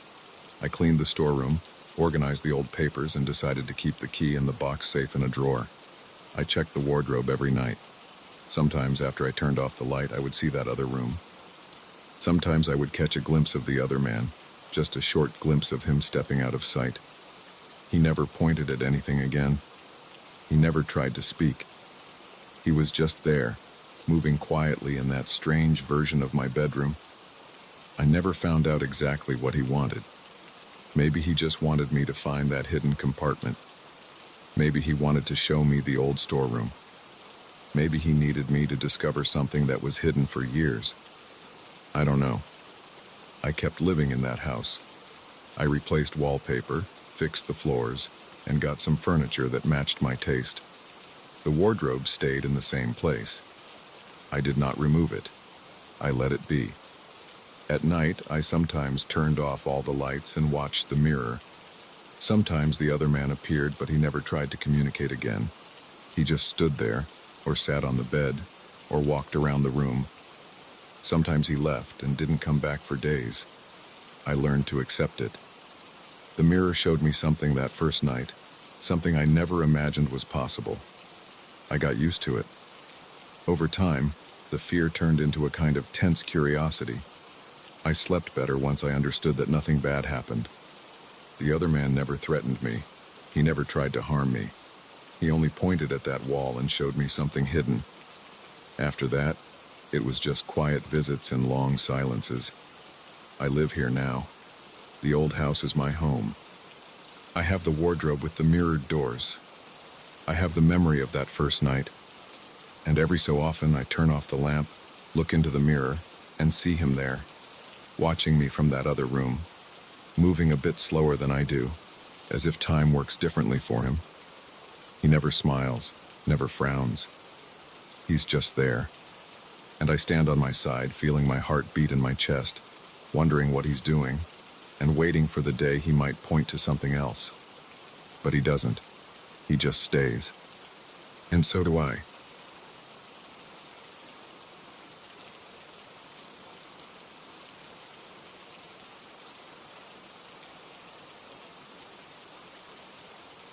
I got the letter on a Thursday afternoon.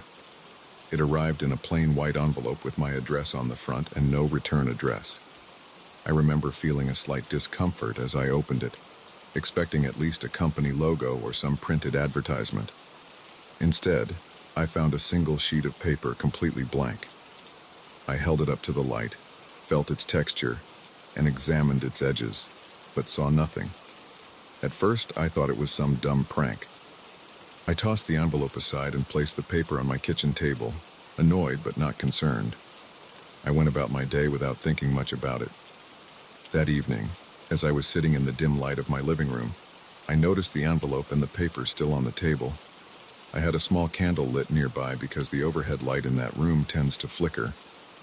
I don't know why, but I picked up the blank sheet and held it near the candle just out of curiosity.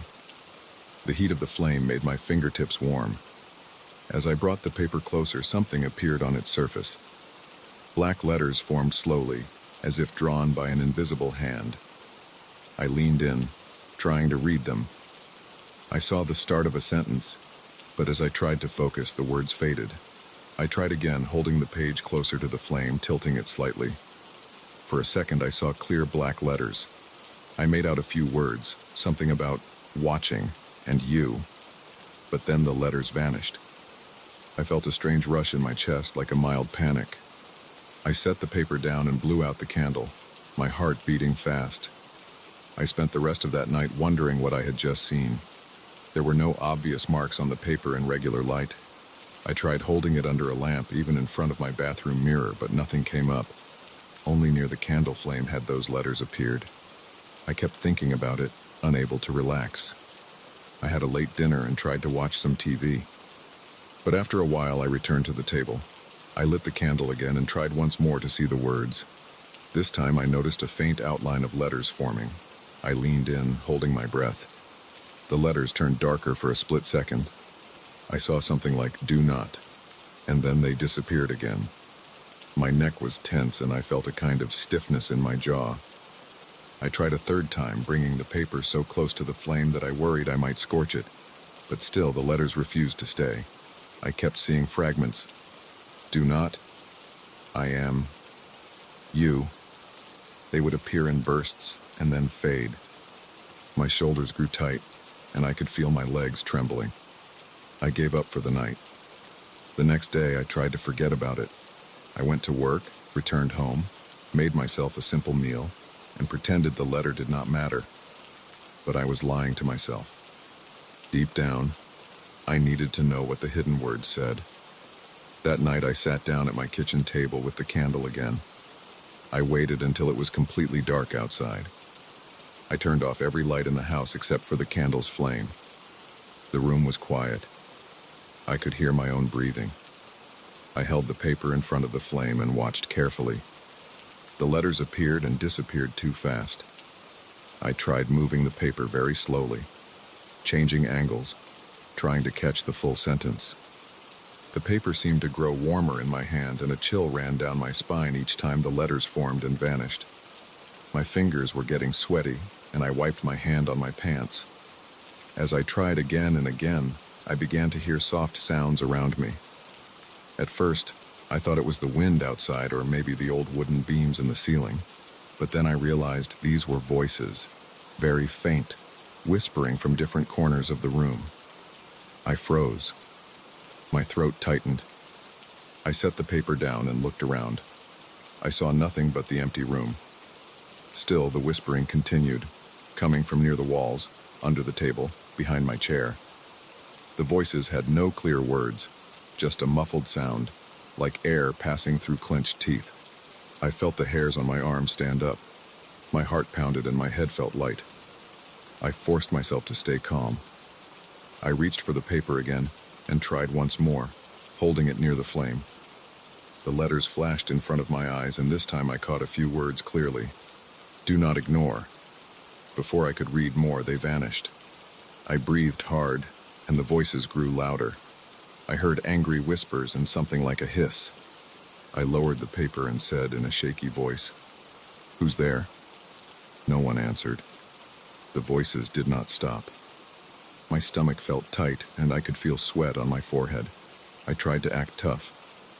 I stood up, walked around the room, searched behind the curtains, checked the locks on the windows. Nothing. The whispering never ended, but it never got loud enough for me to identify words. After an hour or so, I gave up.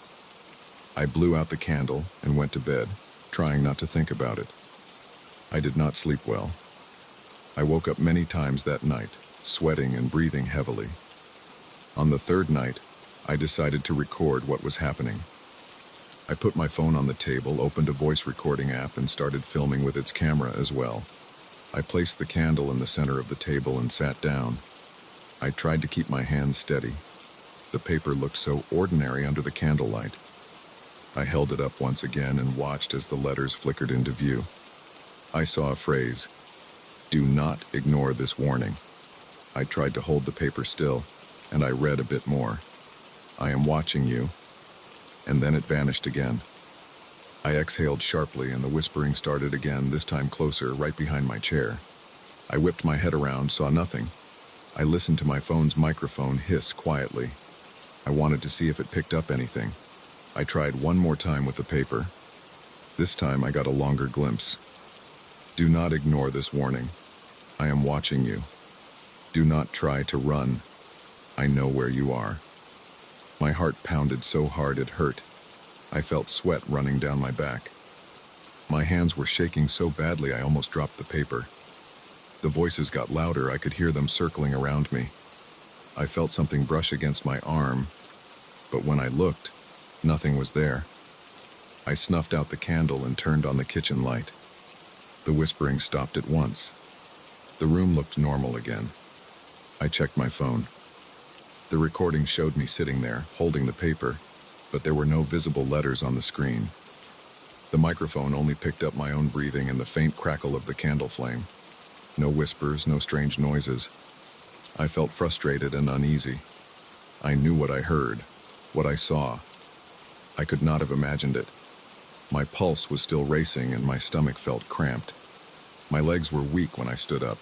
I paced around the house, checking rooms, opening closets, looking behind doors, convinced someone had to be there. I found no one. The place was quiet and empty. The next night, I tried another approach. I placed 3 candles on the table, hoping to get more light and a clearer view of the letters. I waited until midnight, when everything was silent. I turned off all other lights. The 3 flames danced a bit, creating shifting shadows on the walls. I held the paper up once more. The letters appeared and vanished quicker than before. I tried to read them out loud as they formed, hoping that might help me remember or force them to stay. I said, "Do not ignore this warning. I am watching you. Do not try to run. I know where you are. I know what you..." And the letters disappeared again. As I spoke, I could feel the temperature in the room drop. My breath came out in short gasps. My neck was stiff. The whispering started again, louder than the night before, and I could hear distinct words this time. Someone said, "Listen." Another voice said, "Stay still." I felt a presence behind me, like warm breath on the back of my neck. I jerked my head around. Nothing. I could not see anyone, but I smelled something stale and musty, like old sweat. I tried to keep reading the paper. The letters were gone. The page was blank again. I set the paper down. The whispering did not stop. I tried to say something to these unseen voices. "What do you want?" I said. My voice came out hoarse. The candles flickered wildly, almost going out. The whispering intensified. My hands were clammy and my stomach churned. I could feel my body shaking. I stood up, and as I did, I felt something tug at my shirt. I jumped back, almost knocked the table over. The candles wobbled but did not fall. I shouted, "Stop it!" The whispering grew quieter, then faded away. leaving me alone with my own heavy breathing. I turned on the kitchen light again. The normal light made the room feel small and empty. The silence weighed on me and I felt dizzy. I did not sleep that night. I sat on my couch, keeping all the lights on. I stared at the letter which I had placed on the coffee table. It looked so plain, a simple white sheet of paper. I wondered if I should just throw it away, but I could not bring myself to do it. I did not know why. Maybe I thought I needed to solve this mystery. Maybe I was afraid that throwing it away would make things worse. I stayed awake, watching the paper, my heart racing every time I thought I heard a creak in the walls or a tap on the floor. The following night, I tried a different candle. I took a scented candle from my bathroom, something with a faint vanilla smell. I thought maybe the type of candle mattered. I placed it on the table and lit it. The flame was smaller and steadier. I held the paper up. The letters appeared briefly.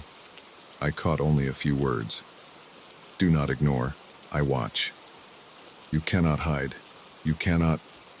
Then they vanished. The whispering started, but softer this time. I heard a gentle hiss near my ear, like someone trying to speak with their mouth closed. My chest felt tight, and I could not take a full breath. I tried to force myself to speak calmly.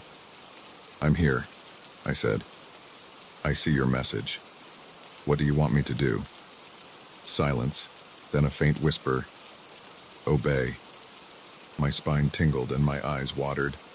I tried to stay steady. I could feel sweat on my face sliding down my cheek. I blinked hard and wiped it away with the back of my hand.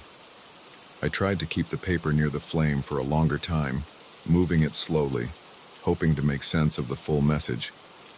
Each time I did, the letters popped in and out, always threatening, always incomplete. Do not ignore. I know. You will. Then gone. The whispering seemed to respond to my frustration. Every time I failed to read the full message, the voices got louder, more scattered, surrounding me from all sides. I felt trapped. My throat was dry. My hands shook so much that at one point I almost dropped the paper into the flame. I managed to pull it away in time. I noticed that the whispering always started right after I read a few words. It was like some force did not want me to know too much. Or maybe it wanted to scare me into understanding something I could not grasp. I tried a different tactic. I stood up, lit the candle, held the paper from a distance, then slowly brought it closer, just enough to make the letters appear. The moment I saw them, I tried to back away before they disappeared, but it made no difference. They vanished anyway. I slammed my fist on the table, frustrated. The whispering grew louder again. I clenched my teeth and resisted the urge to shout. My body felt sore, and my neck was stiff from tension. My heart pounded so hard it made my chest ache. After several nights of this, I stopped bothering to record or try different methods. I stuck to the candle and the paper, forcing myself to face whatever was happening. Each night, I approached the paper the same way. Each night, the letters teased me with threats and warnings. Each night, the whispering voices surrounded me, making the air thick and hard to breathe.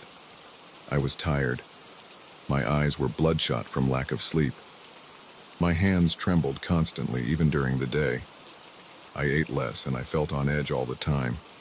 I jumped at every noise outside. I checked my door locks 3 or 4 times before lying down at night. Even when I tried to sleep, I felt as if someone stood at the foot of my bed staring at me, breathing quietly. I never got a full sentence. I never learned exactly what the message said or who sent it. I only got pieces. Do not ignore this warning. I am watching you. Do not try to run. I know where you are. I know what you do. You cannot escape. Obey. That was the gist of it. Every attempt left me tense and shaking. The whispering did not stop. It followed me every time I lit that candle and tried to read. After a while, I realized that I could not get more information. I was stuck with this puzzle that only brought me fear and exhaustion. On the last night I tried, I told myself that I would give it one final shot. I sat down in the dark with the candle, held the paper up, and read the few words I could. As expected, they vanished too soon. The whispering started up, swirling around me, making my skin crawl. My muscles were tight, and my breathing came in short bursts. I felt my heart hammering in my chest. I could hear my pulse in my ears. The voices got louder, and I shouted, "I've had enough, stop." They did not listen. I grabbed the letter, folded it up, and shoved it back into the envelope. I left the candle burning and stormed out of the room. The whispering faded as soon as I left, like I had escaped a small pocket of reality that existed only at that table, with that candle and that piece of paper. I locked the letter inside a drawer. I still hear faint whispers sometimes when I stand too close to that drawer at night with the lights off, but I do not open it anymore. I keep the lights on and avoid using that candle. I try to ignore the tension that lingers in my house.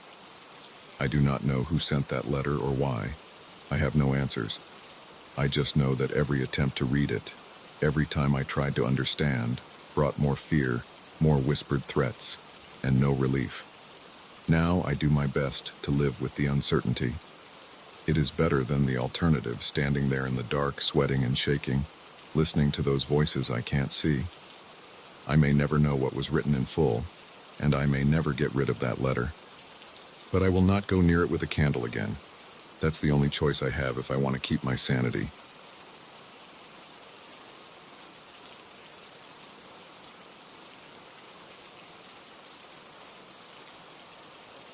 I remember standing in my living room at around midnight. The lights were dim because I had switched off most of them to relax before heading to bed. The neighborhood was quiet. Outside, I could not hear any traffic or voices. It was the kind of silence I usually found comforting, but that night something felt off. I noticed a dull, repetitive sound coming from above. It was a muffled bump or scrape, repeating every few seconds. It came from the ceiling, from somewhere I had never gone before, probably the attic. I had not thought about that attic in years. I never used it. The hatch was at the end of the hallway, above a step ladder that I kept folded against the wall. The idea of going up there felt strange. I had no reason to go before, and I had always assumed it was empty or filled with dust. But the sound did not stop. At first, I tried to ignore it.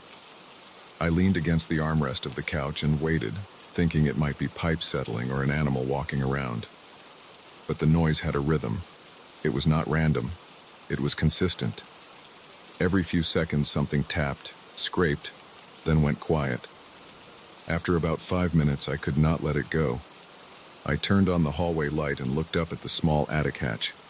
I had to stand on a stool to reach it. I placed the stool directly underneath and tried to push the hatch open. It was stiff and covered in a thin layer of paint that stuck around the edges. After a hard push, the wooden panel lifted. A musty smell came down at me. It was dry, stale air that made my eyes water a little. I coughed and wiped my face with the back of my hand. I considered grabbing a flashlight. I walked back to my closet and took out a small LED flashlight that I kept for power outages. It had fresh batteries, so I turned it on to make sure it was bright enough. The light was clear and strong. I grabbed a dust mask from the kitchen drawer because the smell had made me cough. I pulled on an old jacket and some gloves because I did not know what I would find up there. Then I returned to the hatch, climbed the stool, and stuck my head inside. The flashlight beam cut across a wide, open space. It was larger than I expected. The attic was not just a cramped storage area. It had a surprising amount of room. The floorboards looked old, with some gaps and cracks. There were no boxes, at least not in front of me. I pulled myself up and stood carefully, making sure the boards could hold my weight. I swept the beam of the flashlight around. I saw shelves against the walls. They were old wooden shelves, all empty. Not a single item sat on them. The wood looked worn and pale, as if something had scraped against it over a long time. In one corner, I spotted masks. They were lined up on the floor, leaning against the wall. Each mask looked handmade, but they had no eye holes. There were 3 of them. They were wooden, with simple carvings around where the eyes should be, and small slits for mouths. The texture looked rough. The faces looked blank because of the missing eyes. I stepped closer to them, shining the light to see if there was any detail. They smelled like old wood and dust. The attic had no windows. The only light I had was my flashlight and a strange glow that seemed to come from nowhere. I noticed something odd. The air looked slightly brighter near the center of the attic, as if the moonlight somehow leaked in through cracks that did not exist. I pointed the flashlight at the ceiling. It had no vents or skylights. It was solid wood. Yet I could see faint silvery light across some sections of the floor. It did not make sense. The house was old, and I knew that the roof was intact. The moonlight outside would not come in. But there it was, a faint light that allowed me to see some details without relying entirely on the flashlight. The sound had stopped. I listened carefully. The tapping was gone, replaced by a soft rustling sound. It sounded like fabric being dragged across the floor. Then I heard whispering. It came from behind one of the shelves. I could not make out words at first. I moved slowly, trying not to make noise with my shoes. As I got closer, I heard voices. They were low, mumbling, and they sounded like multiple people talking at once. Some words were too quick to understand, but I caught my name. They were talking about me. I froze. My heart thumped, and my palms started sweating inside the gloves. I tried to shine the light where the voices came from, but there was no one there. The shelf was empty. The wall was bare. The whispering continued. They said my name again in different tones. I heard one voice, deeper than the others, say it slowly and with care. Another voice repeated it, faster and more urgent. I did not know what to say. I stayed quiet. I did not see anything moving in that spot, but I felt something. The air changed pressure. It felt heavier. My breathing grew shallow. I wanted to leave, but I also wanted to know what was happening. I took a step back. The floor creaked under me. The whispering stopped for a moment. Then it resumed, louder. Now I could understand a few more words. They were arguing. One voice told the others to stay quiet. Another voice said that I was here, that I had come up. I tried to find the source by walking around the attic. I kept my flashlight aimed ahead. My steps were careful. I leaned forward and looked behind the shelves. There were no cables, no vents, no hidden speakers, just dusty corners and empty spaces. I turned toward the masks again. Something had changed. They were not in the exact same position as before. I remembered their arrangement. The 3 masks had been side by side, all facing forward. Now the middle one faced slightly to the right. I knelt down, shining the flashlight on it. I reached out and touched it. The wood was cool and dry. I tried to see if maybe a breeze had moved it, but there was no breeze. The air was still except for the feeling that it might be breathing. I mean that in a literal way. The floorboards seemed to shift slightly, as if something underneath them expanded and contracted. I felt a vibration under my boots. I steadied myself. I pressed my hand against the floor. It felt solid, but there was a subtle movement, like a gentle rise and fall. It made me uneasy. I did not want to think about what could cause that. Then I heard another sound, a scraping noise behind me. I spun around, holding the flashlight in front of me like a weapon. In one corner of the attic, crouched low near the floor, I saw a shape. It was a form, darker than the rest of the space, hunched over as if hiding. It did not move. I tried to see details, but I could not. It looked like a person or something shaped like a person. It was silent and still. I thought about saying something. My throat felt tight. Before I could speak, I heard more whispering from another corner. I turned and saw another shape also crouched. Now I realized there were several of these shapes in different corners. They stayed low, pressed into the corners where the walls met. Their forms were blurry in the strange light. I counted at least 3, maybe 4. None of them moved closer. They just stayed there. The whispering rose and fell.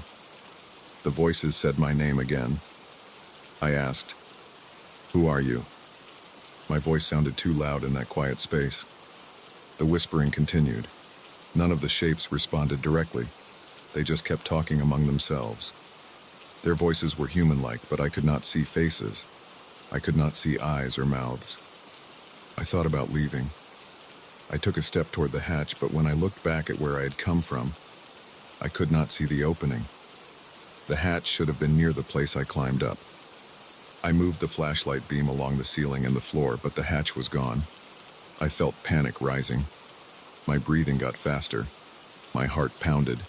I felt the sweat on my forehead and in the small of my back. I told myself to calm down. I walked back to the shelves, trying to retrace my steps. The attic floorboards creaked with every move. I checked the walls carefully. I found the place where I should have come up. The ladder should have been right there, sticking down into the hallway. But I saw only more floorboards and a solid wall. I pressed my hand against the wood. It was firm and real. I listened. Down below, I should have been able to hear some faint sound from my house.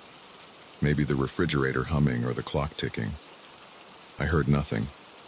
I only heard the whispering voices and the soft, rustling sound. I felt trapped. I considered what I could do. I decided to walk around the attic, checking each corner. I walked slowly, keeping the flashlight pointed ahead. When I approached the first crouched shape, it faded back into the darkness, sliding away without a sound. I did not see it move its legs or arms. It just shifted out of sight. I reached the corner and found nothing but dust. I sneezed. My eyes stung from the dry air. I went to the next corner. The shape there also vanished as I got close. I tried to catch it with the flashlight beam, but it was too quick or too subtle. Again, I saw only empty space. I could hear them, though, behind me, whispering. They were always behind me, no matter where I turned. I tried talking again. I said my name. I said I lived downstairs. I asked what they wanted. The voices continued to argue. I heard them say my name in different ways, stretching the syllables. I heard them say, I should not be there. I heard them say, I belonged there. They contradicted each other. They did not seem to agree. I tightened my jaw and gripped the flashlight harder. My fingers were shaking. I pointed the flashlight at the masks again. Maybe I could interact with those. I walked over to them. This time all three masks faced inward as if looking at each other. I knelt down and picked up one mask. I turned it over. On the back, I saw scratch marks. They were shallow grooves running in random patterns. I ran my gloved finger over them. The grooves felt recent. I set the mask down. The floor suddenly felt softer in that spot, like damp wood, but it was not wet. It did not give under my weight, but I sensed it might if I pressed harder. I decided not to. I took a deep breath and tried to think about a way out. I stood up straight and walked in a circle, shining the flashlight on every surface. The attic looked the same in every direction. The shelves were empty, the masks were on the floor, and the corners were dark. The whispering went on. Sometimes it sounded like multiple voices overlapping. Sometimes I thought I heard footsteps behind me, but when I turned, there was nothing. I tried to find a wall that might give way. I pushed against one of the shelves. It creaked, but did not move. I bent down and tried to lift a floorboard. It would not budge. I knocked on the walls and listened. The whispering got louder as I did that, like they did not want me to disturb anything. After a few minutes, I noticed a subtle movement in the ceiling above. The ceiling board seemed to shift slightly, forming a small gap. A faint beam of moonlight shone through. I stared at that beam of light, trying to figure out where it came from. If I followed it, maybe I could find a clue. I moved underneath it.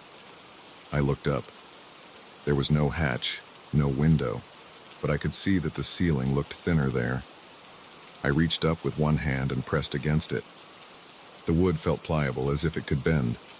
I pushed harder. I heard a crack and the whispering grew more agitated. The voices sounded upset. They said my name again, louder. I pushed again, harder this time. The wood splintered a bit. Dust rained down on me. I coughed and shielded my eyes with my arm. I did not want to stop. I wanted out. My arms trembled, but I kept pushing and picking at the crack, trying to widen it. The whispering turned into a kind of hushed hiss. I heard some of the shapes skitter across the floor behind me. I did not look back. I shoved the flashlight in my mouth, holding it between my teeth, and used both hands to pull and push at the boards. My fingertips hurt from pressing against the rough edges. Eventually, I pried one small board loose. A thin rush of cooler air came through. I could smell the outside air, fresh and slightly damp. I kept pulling at the ceiling. I did not care if it damaged anything. I just wanted an opening. I got another board loose and more dust fell. I spat out the flashlight, holding it in my hand again. I could see a small opening now. It led to darkness, but it felt different from the attic darkness. I reached up, grabbed the edge, and hauled myself up. The whispering voices hissed again and then fell silent. As I pulled my torso through the gap, I felt something brush against my leg. I kicked blindly. My foot connected with nothing but air. I wiggled through the gap. I did not know where I was going. I just knew it could not be worse than staying down there. The space above the attic ceiling was cramped. I had to crawl. I shone the flashlight around. It was like a narrow crawl space with insulation and wooden beams. I recognized normal house construction. This looked right. I moved along the beams, careful not to put a knee through the drywall. After a few feet, I saw another opening. It led down into a closet in my house. I recognized the top shelf of my bedroom closet. I pulled myself toward it, lowered my legs carefully, and climbed down. My knees hit familiar carpet. I smelled my laundry detergent from the clothes on the shelf. I turned around and looked up. The gap I had come through was just a loose board in the closet ceiling. I did not see the attic I had left. It was just a normal space. I reached up and felt the boards. They were solid, nailed in place. No opening, no mysterious room. I took a minute to catch my breath. My heart was still pounding. My clothes were covered in dust. My hands shook. I turned off the flashlight and listened. The house was quiet. The refrigerator hummed softly. I could hear the faint tick of the clock in the hallway. There was no whispering. I stood up, walked out of the closet, and checked the hallway. The attic hatch was closed as it always was. I touched the hatch. It felt normal, just a stiff piece of wood. I stood there for a while, breathing slowly, feeling my heart rate return to normal. I did not know what I had just experienced. I looked at my gloves. They were dusty. I smelled the stale scent from them. I walked to the bathroom and washed my hands. The gloves left a thin layer of dirt in the sink. I rinsed it away, dried my hands, and returned to the hallway. Everything looked normal. I turned on more lights, checking each room. Nothing was out of place. I never heard that noise again. The attic remained sealed, and I never attempted to open it. I spent the rest of that night awake, sitting in the living room with every light on, listening carefully. I heard no voices. I heard no shapes moving around. The house felt like my house again. But I remembered everything I saw. The empty shelves, the masks with no eyes, the whispering voices saying my name, and those shapes in the corners. I remember how I felt my heart pounding, how I sweated, how my muscles tensed, and how my breath caught in my throat when I realized I could not find the hatch. I remember how real it all felt. That is all I can say about it. I did not find answers. I just know I went up there and I came back down. Nothing else happened afterward. The attic stayed quiet and I never went back. I keep telling myself it was some kind of mistake or maybe a half-dream, but I know how real it was. It is something that will stay with me every time I look up at that ceiling.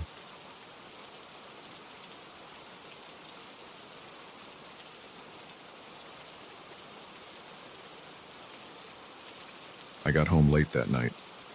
I was tired, and my legs hurt from walking around all day. I opened the front door slowly, stepped inside, and shut it behind me. The apartment was quiet. There was no light except for the glow from the street lamp outside, slipping in through the thin curtains in the living room. I placed my keys on the small table near the door and took off my jacket. My shoulders felt stiff, and I wanted to sit down. maybe watch some TV, maybe drink a glass of water. I took a few steps toward the couch and then I heard it. The telephone on the side table in the living room was ringing. I stopped. My heart rate jumped. It was the old landline phone that I never used anymore. I had a cell phone for everything. I had not bothered to keep the landline connected, or so I thought. I remembered that I never plugged the phone cable back into the wall after I moved some furniture a few weeks ago. I even remembered seeing the loose cord hanging from the back of the phone. I walked closer, squinting in the dark. The phone was there, black and dusty, with no cable attached. But the ringer was loud, sharp, and real. It vibrated the table a bit. I stared for a second, feeling a heavy pressure in my chest. I reached out, picked up the receiver, and put it to my ear. I heard breathing, slow and uneven. A man's voice, low and rough, began to speak. It sounded strained, as if he had a sore throat. He said he knew what I wore that day. He listed the clothes, each piece in the right order, with the same colors and details. He said he saw me at the coffee shop, described the table where I sat, mentioned the newspaper I picked up, the coins I left on the counter. He said he knew I bought groceries, said exactly which items I placed in my basket at the store. He said he knew I brushed my hand against the railing outside my building's entrance before I went out in the morning, that I touched the doorknob on my apartment door 3 times while checking if it was locked. I stood there, pressing the receiver to my ear with sweaty fingers, not saying anything. I listened as this voice described everything I did that day. I felt the hair on my arms stand up. My throat felt dry. I looked at the telephone base. The cord was still unplugged. I wanted to speak, but I did not know what to say.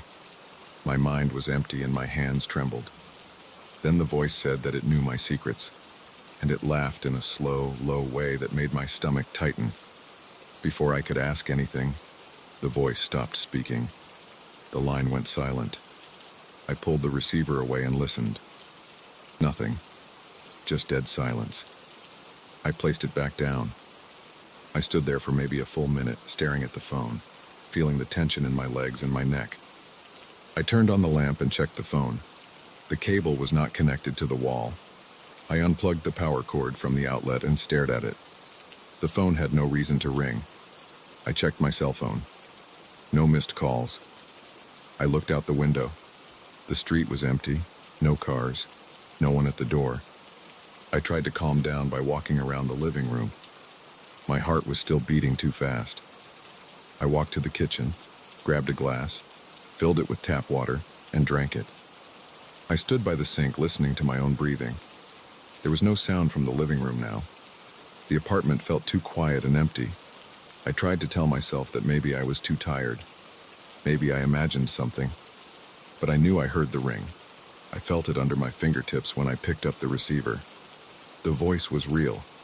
The details he mentioned were real. There was no way I imagined those details. I placed the glass down. I went to the phone again and tried pressing some buttons. It did nothing. The line was dead. I dropped onto the couch and stared at the ceiling. I did not sleep well that night. I kept waking up, checking the time on my phone, sitting up, looking at the telephone on the side table. It never rang again that night. In the morning, I felt stiff and tired. I got dressed slowly, looking at the phone every now and then. It was still there, silent and useless. I considered throwing it out. I picked it up, checked the back of it. There was dust around the base and no batteries inside. It had no way to function without the cable. I took it to a drawer in my bedroom and locked it inside. I thought maybe I would get rid of it later. I went on with my day. I showered, got dressed, and left for work. I tried not to think about the voice, but it stayed in the back of my mind. I tried to focus on my job, but I kept remembering how the voice knew every little detail. I wondered if I was being followed. I looked over my shoulder a few times when I walked outside. I scanned the faces in the crowd. I checked reflections in the store windows. Nothing seemed unusual. At work, I sat at my desk, tried to do what I always do, but I could not focus. My hands were shaking a bit. I told a coworker I didn't sleep well. I said I had a weird night, that's all. I did not mention the phone call. I did not want to sound strange. I ate my lunch in silence and checked my phone constantly. Nothing happened. When I left work, I walked home a bit faster than usual. I kept looking around, trying to see if someone was watching me. I went into my building, up the stairs, and got to my door. I paused before unlocking it. I listened. Nothing inside. I stepped in. I did the same routine. Put my keys on the table, took off my jacket, sat on the couch. I tried to turn on the TV to distract myself. The TV was on for a while. Then, late at night, around the same time as the night before, I heard it again. This time I heard the ring from inside my bedroom. I had locked the phone in a drawer there. My throat tightened and I stood up. I went to the bedroom. The drawer was closed. The ringing was louder than the night before. I reached out, pulled the drawer open. The phone was there, the receiver rattling a bit with each ring. The cable and power cord were still detached. I hesitated, then picked it up and answered. The same rough voice greeted me. It said it knew I tried to lock the phone away. It described the way I opened the drawer just now. It said it knew I took a different route home from work this evening. It mentioned the sandwich I ate at lunch and the exact time I finished it. It said it knew I checked behind me in the street and it laughed, this time a bit louder. I held the phone and felt sweat on the back of my neck. I asked, "Who are you?" My voice came out weak. The voice did not answer that question. It said it knew I was nervous, that I was sweating. It said it could see my hand shaking. I lifted my free hand and saw it trembling. I tried to say something else. I said, "Tell me what you want." The voice just breathed heavily into the phone, and then I heard a click. Silence again. I set the receiver down and stood there, my breath shallow. I felt a tightness in my chest and a pressure on my forehead. I grabbed the phone and walked to the kitchen. I looked under the sink for a toolbox. I found a small hammer and brought it down on the phone's plastic case. It cracked. I hit it again. I removed the receiver from the base and smashed both pieces until they were in chunks of plastic and metal. There were no strange chips or anything that looked like a battery. It looked like a normal old phone, just smashed now. I gathered the pieces into a plastic bag and tied it shut. I put the bag under the sink, then closed the cabinet door. I stood there for a while, breathing hard. I went to sleep with my bedroom door locked. I left the TV on in the living room, hoping to block out any sounds. It took a long time to fall asleep, and my heart felt like it was always beating too hard. The next morning, I woke up and rushed to check the kitchen cabinet. The plastic bag with the phone parts was still there. Nothing had moved. I felt a bit better. I tried to be calm. I got dressed and went to work. On the street, I kept looking at people's faces. No one seemed to care about me. I went to my desk and tried to work again, but it was hard to ignore what happened. I considered going to the police, but what would I say? A disconnected phone rang and some unknown voice spoke to me. I had destroyed the phone now. I had no evidence. They would think I was joking or that I had a problem. I decided to wait. Maybe it was over. I came home that evening and nothing happened at first. I cooked some pasta, ate it standing in the kitchen, and tried not to think about the previous nights. I watched some TV, but I kept glancing at the spot on the side table where the phone used to be. There was nothing there now. Just some dust. I thought maybe that was it. Maybe I had ended this. The hours passed slowly. I got tired and started to doze off in front of the TV. Then I heard it. It was not the ring of the phone. It was a different sound, a dull buzz. I got up and followed the sound. It came from the hallway closet near the front door. I opened the closet. My old cordless phone was there. I had forgotten about it. I had not used it in years. Its base was unplugged, and the battery inside should have been dead for a long time. But it was lit up, and the handset was vibrating with a buzzing sound. I picked it up. I did not want to answer, but I knew I had to. I pressed the green button on the handset. The rough voice spoke right away. It said it saw me destroy the other phone. It said it knew I had trouble sleeping. It said it heard me breathing hard yesterday. I felt a lump in my throat. I did not know what to say. I just listened. The voice said it would keep calling. It said it enjoyed watching me worry. It said it knew I wanted to run away, but that I would not get far. It said it knew my habits too well. It listed what I did after work, how I took the stairs instead of the elevator, how I crossed the street to avoid the group of strangers on the corner, how I stopped at the convenience store but left without buying anything. I felt dizzy. I gripped the handset tighter and asked again, "Who are you?" The voice ignored me. It breathed slowly, then said it would call again tomorrow. I pulled the battery out of the cordless phone and threw all the pieces into the same bag under the sink. I tied it tight. Then I took the bag and walked out of my apartment, down the stairs, and dropped it into the large garbage bin behind the building. I looked around. The alley was dark and quiet. I saw no one. I listened carefully for footsteps. Nothing. I went back upstairs and locked my door. I checked every window. I unplugged my TV, my rotor, even my cell phone charger. I turned off every light except one in the hallway so I could see if anyone entered. I paced around my apartment. My forehead was damp with sweat. My hands felt clammy. When it got late the next night, I sat on the couch and waited. I had no landline phone now, no cordless phone, no other phone devices at all. I turned my cell phone off and put it in my pocket. I waited. At the exact same time as before, I heard the sound again. This time, it came from inside the bathroom. I pushed the bathroom door open. There was a small old radio on a shelf. I used it sometimes for news in the morning. It was off, unplugged, but I heard static.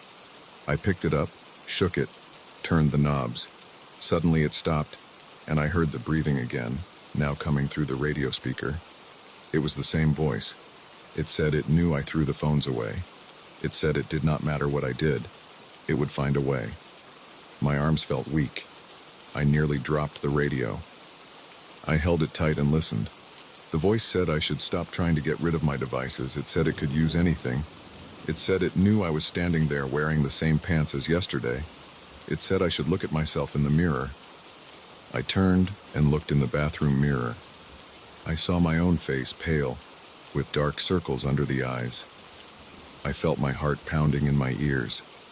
The voice said it would always be there, every night, at the same time. It said I could not stop it. It started laughing again and the radio went silent. I placed the radio down and backed away. My legs felt shaky. I stood in the hallway, breathing fast. I pressed my back against the wall and slid down until I was sitting on the floor. I tried to calm myself, but I could not slow down my breathing. I reached for my cell phone in my pocket and turned it on. I considered calling someone, maybe a friend or the police, but I realized I had nothing normal to report. I could not explain how these devices were turning on. I could not prove anything. I just sat there, phone in my hand, staring at the empty living room. My stomach felt tight. My skin felt cold. That night I did not sleep. I waited for the next call or the next sign. Nothing happened until the next evening at the same hour. This time, my TV turned on by itself. The screen showed static, and through the speakers, I heard the same voice, calm and rough, describing my day again. It knew where I went for lunch. It knew I changed my route to work again. It knew I tried to cover my windows with darker curtains before leaving. It said none of that mattered. It said it would always know. I stood there with the remote in my hand, pressing the power button. The TV did not turn off. I unplugged the TV from the outlet, and the static continued. I dropped the remote and stepped back. The voice just laughed. My heart pounded. My breath got heavier. I reached behind the TV and yanked the cord so hard that I nearly fell over. Nothing changed. I put my hands over my ears and closed my eyes, but I could still hear it. I sat down on the floor, breathing fast, and waited for it to stop. After a few minutes, the laughter faded. The static died down. I opened my eyes and saw that the TV was off. The screen was dark. The silence was back. I waited, sitting there, too scared to move. I knew tomorrow night it would come again.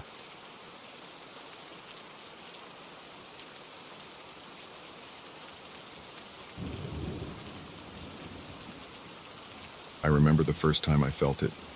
It was late, maybe past midnight. The house was quiet. I had turned off every light except the small lamp on the side table. I was sitting in that old blue velvet Victorian armchair I had brought home the previous afternoon. I leaned back, trying to get comfortable. It was firm and heavy. The fabric felt soft under my hands. Then, as I settled in, I felt a cold pressure on my right shoulder. It tightened for a second. It felt like a hand pressing down, but I didn't see anyone. My heart kicked hard in my chest. I stood up fast and I looked at the seat cushion. It looked lower on one side, as if someone was still sitting there. I rubbed my eyes. When I leaned in, the cushion rose back into place. I didn't know what to think. I tried to tell myself I was tired, but my body didn't calm down. My legs felt shaky. I didn't sit in that chair again that night. The day before, I had seen the chair in an antique store across town. I went in because the place always looked interesting from the outside. The window showed old mirrors, clocks, lamps, and rows of furniture. I remember the dusty smell of old wood, the quiet hum of some fan hidden behind a stack of boxes. The owner was an older man with gray hair and a short beard. He barely looked at me. I walked through the aisles until I saw the armchair. Its blue velvet fabric looked clean and bright. Its wooden frame had detailed carvings that looked old, maybe from another century. The legs were sturdy, and the armrests were wide. I checked the price. It wasn't cheap, but it was within my reach. I thought it would look good in my living room. I imagined myself reading and relaxing in it. I paid and arranged for delivery on the same day. When the delivery guys dropped it off, I placed it near the living room window, facing the TV and a small bookshelf. The house was pretty empty at that time. I had moved in a few months earlier, and I was still decorating. The living room floor was hardwood, and the walls were plain white. The armchair looked like the nicest thing in the room. I didn't notice anything strange then. I touched the fabric. It was smooth. No odd smells. No stains. No loose threads. That first night, before the strange feeling, I tried to read a magazine. I sat in the armchair for a few minutes. It felt a bit stiff, but it was old, so I didn't think twice about it. I got up, got myself some water, and turned off the main lights, leaving only the small lamp on. I thought I would try sitting there again, get used to it. That's when it happened. That cold, invisible grip on my shoulder. I tried to sleep after that, but I kept waking up, heart pounding, ears straining for sounds. I heard nothing unusual. I tried to convince myself that I was imagining things. The next morning, I stood in front of the chair and looked at it carefully. I pushed on the cushion. It felt firm. I pressed my shoulder against the backrest, trying to recreate that feeling from the night before. Nothing felt strange. That day, I tried not to think about it. I went to work, came back late in the afternoon, cooked a simple meal, and watched some TV from the couch. The armchair stood there, silent and still. The room felt normal. But later that night, I approached it again. I was still curious. I turned on a single lamp again, just like before. I stood in front of the armchair for a few minutes. Nothing happened. I sighed and decided to sit down. As soon as I leaned back, I felt that cold pressure on my shoulder again. It was firmer this time. I froze.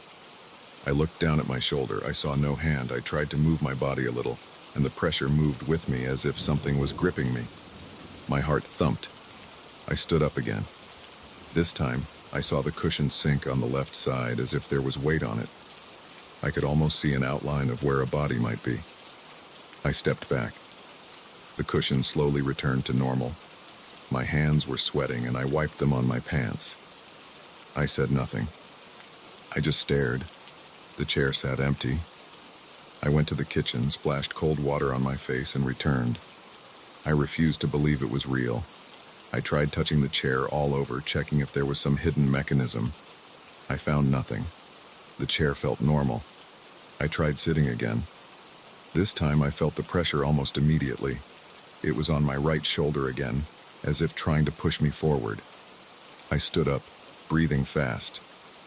I grabbed the armrest and shook it hard, but the chair was solid. I was angry and scared. My head hurt, and I felt a tightness in my chest. I turned off the lamp and went to bed. Over the next few days, it kept happening. I would come home, ignore the armchair for a while, but every time I tried to sit in it, I felt that cold, invisible touch. It always came from the same side, always pressing on my shoulder. At first it was a simple pressure, but after a few nights it started to push more insistently. It was as if it wanted me to stand up and move somewhere. Whenever I got up, I noticed the cushion would remain depressed for a moment, like someone rising slowly after me. It was not my imagination. I couldn't explain it, but it was real. I started feeling nervous in my own living room. I approached the armchair only in daylight, trying to figure out if there was something about the fabric or the frame. I ran my fingers along every seam, checked under the seat, looked at the wooden legs, tried to see if there was any kind of device. I found nothing. The store had not mentioned anything strange. It was just an old Victorian armchair, they said. I considered calling the store, but what would I say? That something invisible was sitting in it and pushing me around. A week passed. The feeling got stronger. One night I tried to resist it. I sat down, and the cold hand pressed down on my shoulder. I tried to ignore it. I tried staying still and refusing to move. The pressure increased until it was uncomfortable. I felt my heart racing again. My jaw clenched. I couldn't ignore it. It made my skin crawl. Finally, I stood up. The pressure didn't disappear. It guided me around the armchair, nudging my shoulder forward. I felt it turning me toward the hallway that led to the back of the house. I stopped walking. I felt the pressure push harder. I started sweating. The hair on my arms stood up. I walked forward. The pressure lessened, as if satisfied that I was moving in the right direction. I reached the end of the hallway. There was a closet door there, along with a linen cabinet next to it. The pressure on my shoulder moved a bit, pushing me toward the corner where there was an old armchair cover folded on a small stool. I kept looking around, shining my flashlight from my phone, trying to see something unusual. I saw nothing special. The pressure let go as soon as I stopped near that corner. I stood there for a while, breathing fast, my back damp with sweat. I waited for something else. Nothing happened. I went back to the living room. The armchair looked normal. I touched it. It felt just like any other chair. The next evening, I decided to follow the guidance more directly. I turned off most lights, left only one lamp in the living room, and sat in the armchair. The pressure started again, cold and firm. I got up, and it pushed me toward the hallway. I followed. It guided me to that same corner. This time I started knocking on the walls and floorboards. At first, it sounded solid. But near the baseboard at the bottom of the wall behind the stool, I heard a hollow sound. I crouched down and touched the paint. It felt normal, but when I pressed, a small section of the wooden paneling shifted. I pried it open with my fingers. A small piece of wood swung out, revealing a tiny hidden compartment. My heart was pounding. My mouth felt dry. I reached inside the compartment and pulled out a small metal box. It was old and rusted. It had a simple latch which popped open easily. Inside, I found a stack of letters wrapped in old cloth. I couldn't read them right away. The light was too dim, and my hands were shaking. I took the box back to the living room and placed it on the coffee table. I sat in the armchair. For the first time, I felt no pressure on my shoulder. I looked at the cushion as I sat down. It stayed even. I waited. I sat there for a good 10 minutes, breathing slowly, staring at the box. Nothing touched me. Nothing pressed my shoulder. The air felt normal. My body felt calmer. I got up and turned on the main light. I opened the first letter. The handwriting was old and uneven. It was dated from many decades ago, probably close to when the chair was new. It talked about the house, about some renovation, about hidden belongings. There were a few names I didn't recognize. The letters were short. mostly instructions and receipts. I didn't find anything valuable inside. They didn't mention anything supernatural, just old documents and notes maybe left behind by a previous owner. I closed the box and put it aside. For the next few nights I tried sitting in the armchair again. I expected the pressure to return. It never did. The cushion never sank as if someone was sitting there. The seat felt like any regular chair. The blue velvet still looked nice. The frame still looked old and sturdy. Nothing felt strange anymore. I still felt uneasy in the house at night, but the armchair no longer bothered me. I even tried sitting there in the dark, leaving only one lamp on, just like before. Nothing happened. Over time, I started to relax. I left the metal box in a drawer and tried to forget about it. I focused on the house. I bought a new coffee table, added some paintings on the walls, replaced some bulbs with warmer lights. The armchair became my reading spot. I would sit there in the evenings reading the paper or flipping through a magazine. The fabric still felt soft. The chair still creaked a little when I leaned back. But that felt normal. Sometimes I wondered what caused that invisible hand to appear. It felt like it wanted me to find that hidden compartment. Once I had found it and removed the box, the presence vanished. I didn't tell anyone about it. I didn't want to sound crazy. I just went on with my life, using that armchair as if nothing strange had happened. The nights were quiet. I stopped waking up in the middle of the night. My heart stopped racing when I entered the living room. The floorboards stopped creaking under my feet. Everything felt calm. I never found out who left that box there or why. The letters were old and vague. I didn't pursue it further. I didn't feel like it was any of my business. I kept them in my drawer, but I never read them again. I never tried to locate the people mentioned in those letters. I just let it go. Now, when I look at the armchair, I see an old piece of furniture that fits the room.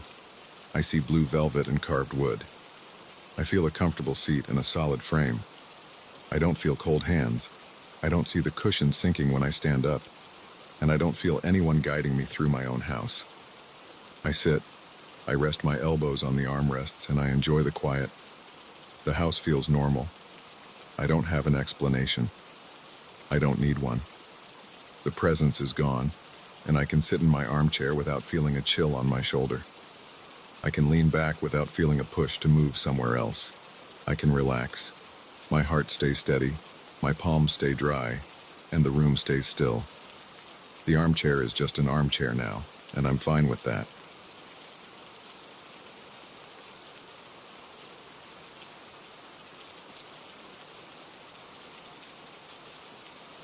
I finished tightening the last screw of the old lock and pushed the door shut.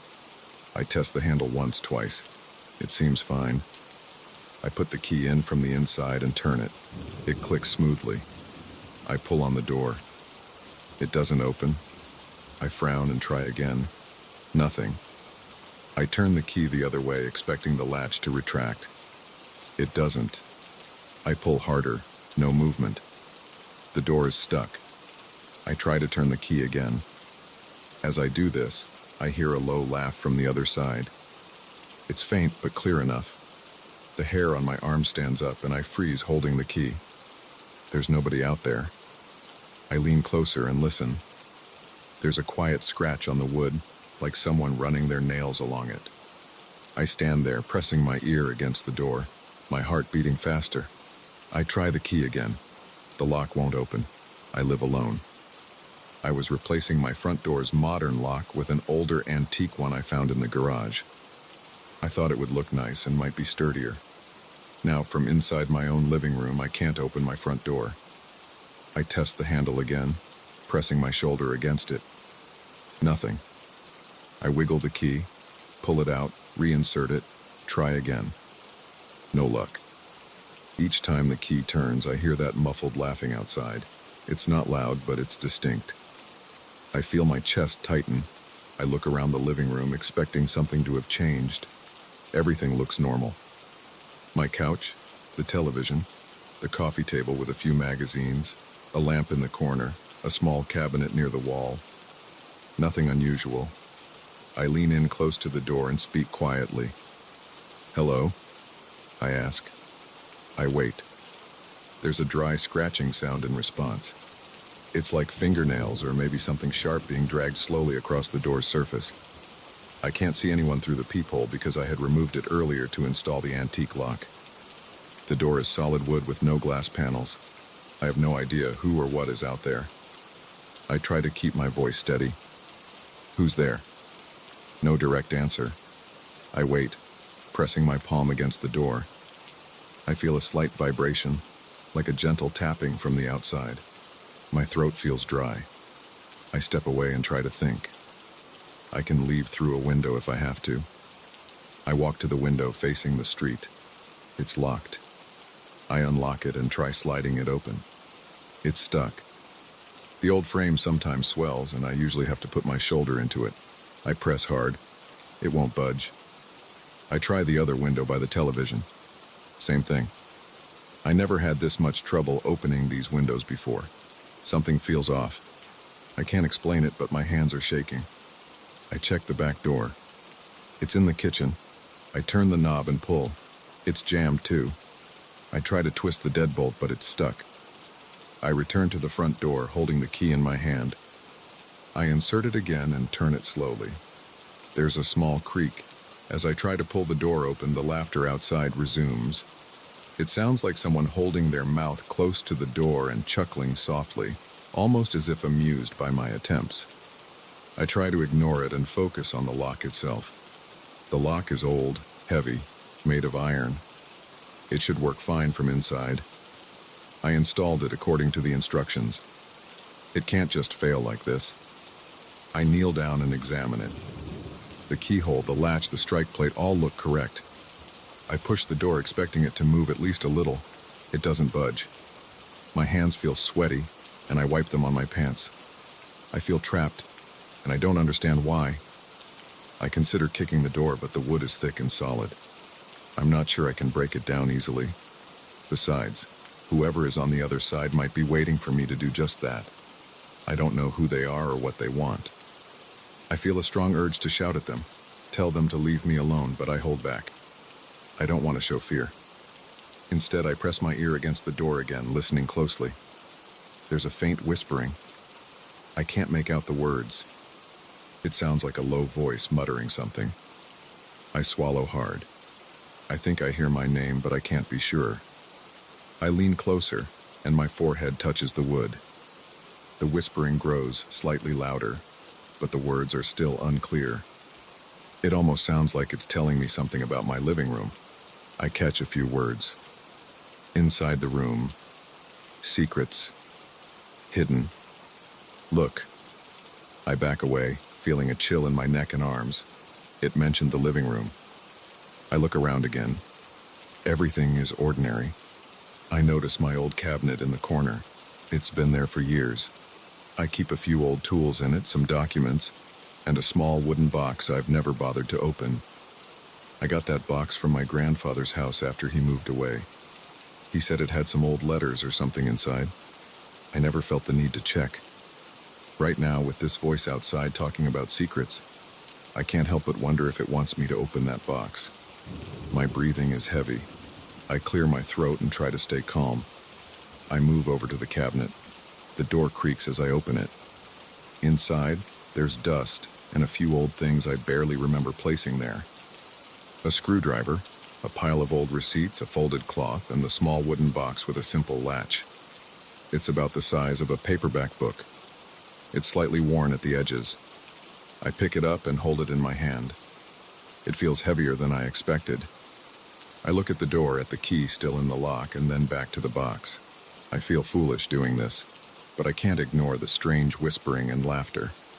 I unlatch the box. It opens without a sound. Inside, there are a few photographs and a small envelope. The photographs show my old living room arrangement years ago. There's a photo of the cabinet itself, and next to it, a small safe I used to keep under the floorboards. I almost forgot about that safe. I removed it years ago, but I guess I never threw away these photos. The envelope is sealed. I hold it under my nose. It smells like stale paper. I tear the top open carefully. Inside, there's a folded note. The handwriting is neat. It's a short message. Do not forget what you left behind. The door will not open until you face it. My heart pounds. I read the note again. I feel a prickling in my scalp. The voice outside must know about this. But how? I don't know what I left behind. Maybe it's talking about something I stored away. I remember that safe. I took it out a long time ago and hid it in the attic. Maybe it's talking about something inside that safe. I'm not sure. I put the note down and look around. I need to try something else. I walk back to the door and try the key again. I turn it slowly and listen. The laughter returns, then stops abruptly. A voice, very quiet, says, "Find what you hid." I feel panic rising in my chest. I run my hand through my hair and try to think. My attic is accessible through a hatch in the hallway ceiling. I could climb up there if I move a chair and poke the hatch open. Maybe I'll find that old safe. I hesitate because the idea of going into the attic makes me uneasy. It's dark, cramped, and full of dust. But I have no choice. I want to get out of here. I drag a chair from the dining area into the hallway. I stand on it and push the attic hatch open. Dust falls into my face, making me cough. I pull myself up, my arms shaking a bit. The attic is dim. I use my phone's flashlight to look around. Boxes, old luggage, some broken furniture, and in the far corner I spot a familiar shape. It's that old metal safe I once had. I crawl over the beams and reach it. It's a small safe with a combination lock. I recall the combination. My old apartment number. I dial it in and pull the safe's handle. It opens. Inside, I see a stack of papers, some documents, and a few items I didn't remember keeping. An old wristwatch, a set of keys I don't recognize, and another sealed envelope. I open this envelope. Inside is a single note. Show them what you hid. Put it in plain view. I look at the objects. I'm confused. Show who? The voice outside? I don't understand what is going on. I swallow hard and turn off my phone's flashlight for a second. It's completely dark, and in that darkness I hear a soft creaking sound from below, as if the door at the bottom of the attic ladder is shifting. I switch the flashlight back on and crawl back to the hatch. The door below is still closed, of course. I climb down, my knees shaking slightly from nerves in the awkward position. Back in the living room, I spread the contents of the safe on the coffee table. The documents are old rental agreements, a birth certificate, mine, some bank statements. Nothing unusual. The wristwatch is broken, its glass face cracked. The keys have no tags. The note said, "Show them what you hid." I have no idea what that means. I try the keys on my front door lock just in case they don't fit. I think about putting these things next to the door. Maybe that's what it wants. I place the papers and the watch on the floor near the door. I wait. Nothing happens. I try the key in the lock again. It's still stuck. I listen. The whispering is louder now, and I can make out words. Not those. The secret's in the room. Inside. I step back and glance around the room again. My living room isn't large. There's a couch, a coffee table, a TV stand, a cabinet, and a lamp. I check under the couch cushions. I find nothing but some coins and a pen. I check under the couch itself, lying flat on the floor. There's dust and a box of old photographs I once shoved under there. I pull it out and look through the photos. They're mostly family gatherings, old friends I lost touch with, some co-workers from years ago. I feel uneasy flipping through them. My heart is beating faster and my stomach feels tight. The voice outside says something again, but I can't understand the words. I place the box of photos on the coffee table, leaving them out in the open. I walk back to the door and try the key again. This time I feel a slight give. The latch seems to move a little. My chest tightens with hope. I pull the door handle. Still stuck. But now I hear a low whisper. Closer. Deeper. Show everything. I understand now. The voice wants me to expose everything I've hidden away in this room. I open the cabinet and remove every single item. I line them up on the coffee table. Old receipts, tools, that wooden box and its photos and note. I go into a small side closet and pull out some boxes of old clothes, old letters I saved from past relationships, old notebooks. I spread them all out on the couch and table. I stand back, panting, feeling sweat trickling down my neck. The living room is a mess now. Everything is out in the open. I approach the door and put my ear against it. The whispering is quieter now. I try the key again. The latch moves more this time. I feel the door shift slightly in its frame. I hear a soft, satisfied sound from outside. It's not laughter now. It's more like a faint hum. I tug on the handle. The door moves a fraction, but still not enough to open. I realize I haven't shown the items from the safe to the door. I pick up the wristwatch, the keys, the documents, and place them on the floor right in front of the door.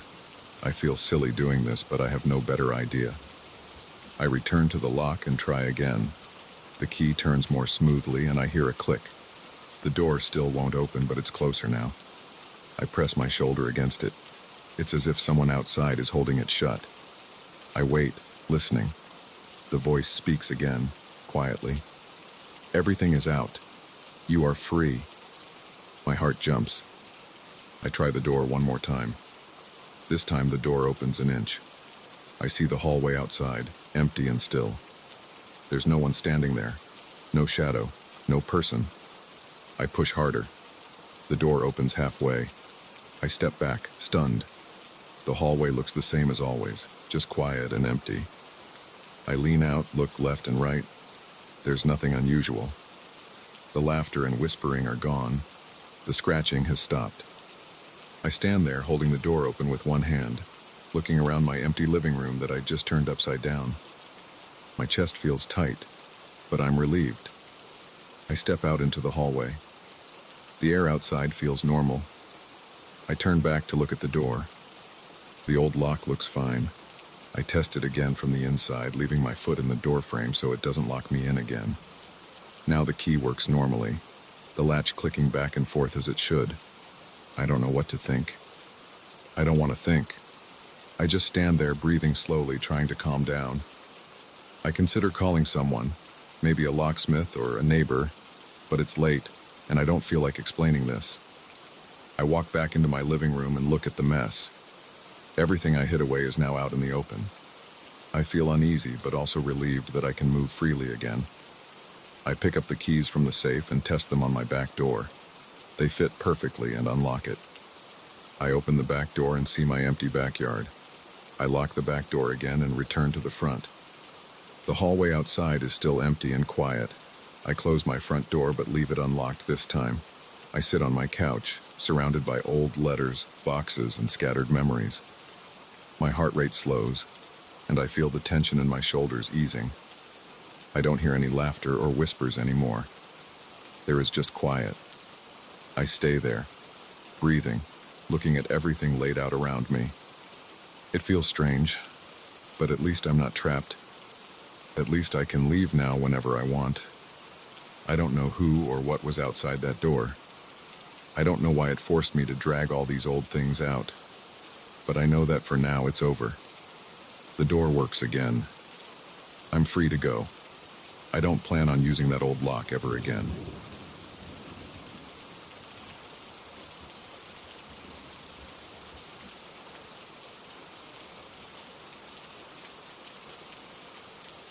I noticed the tapping sound on a Wednesday night after I turned off the TV.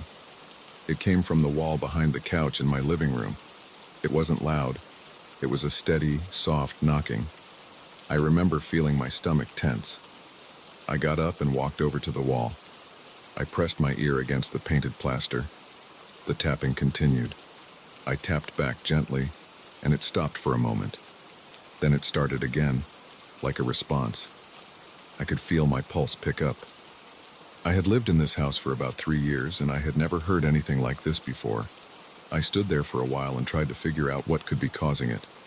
The pipes, some kind of loose wiring, maybe an animal trapped behind the wall. But the knocking didn't sound like scratching or scurrying. It sounded like a knuckle tapping on wood. I moved the couch out of the way and pressed on the wall in different spots. Nothing felt loose. I didn't see any cracks or holes. Over the next few days, the tapping continued. It was always at night. It didn't happen during the day, or at least I never noticed it then. I started sleeping on the couch to listen for it. Each night around 11, it would start. A soft, steady knock. I would lean in and try to pinpoint the exact spot. It seemed to be coming from the upper part of the wall, near the ceiling. I wanted to check the attic, but there was no attic above the living room.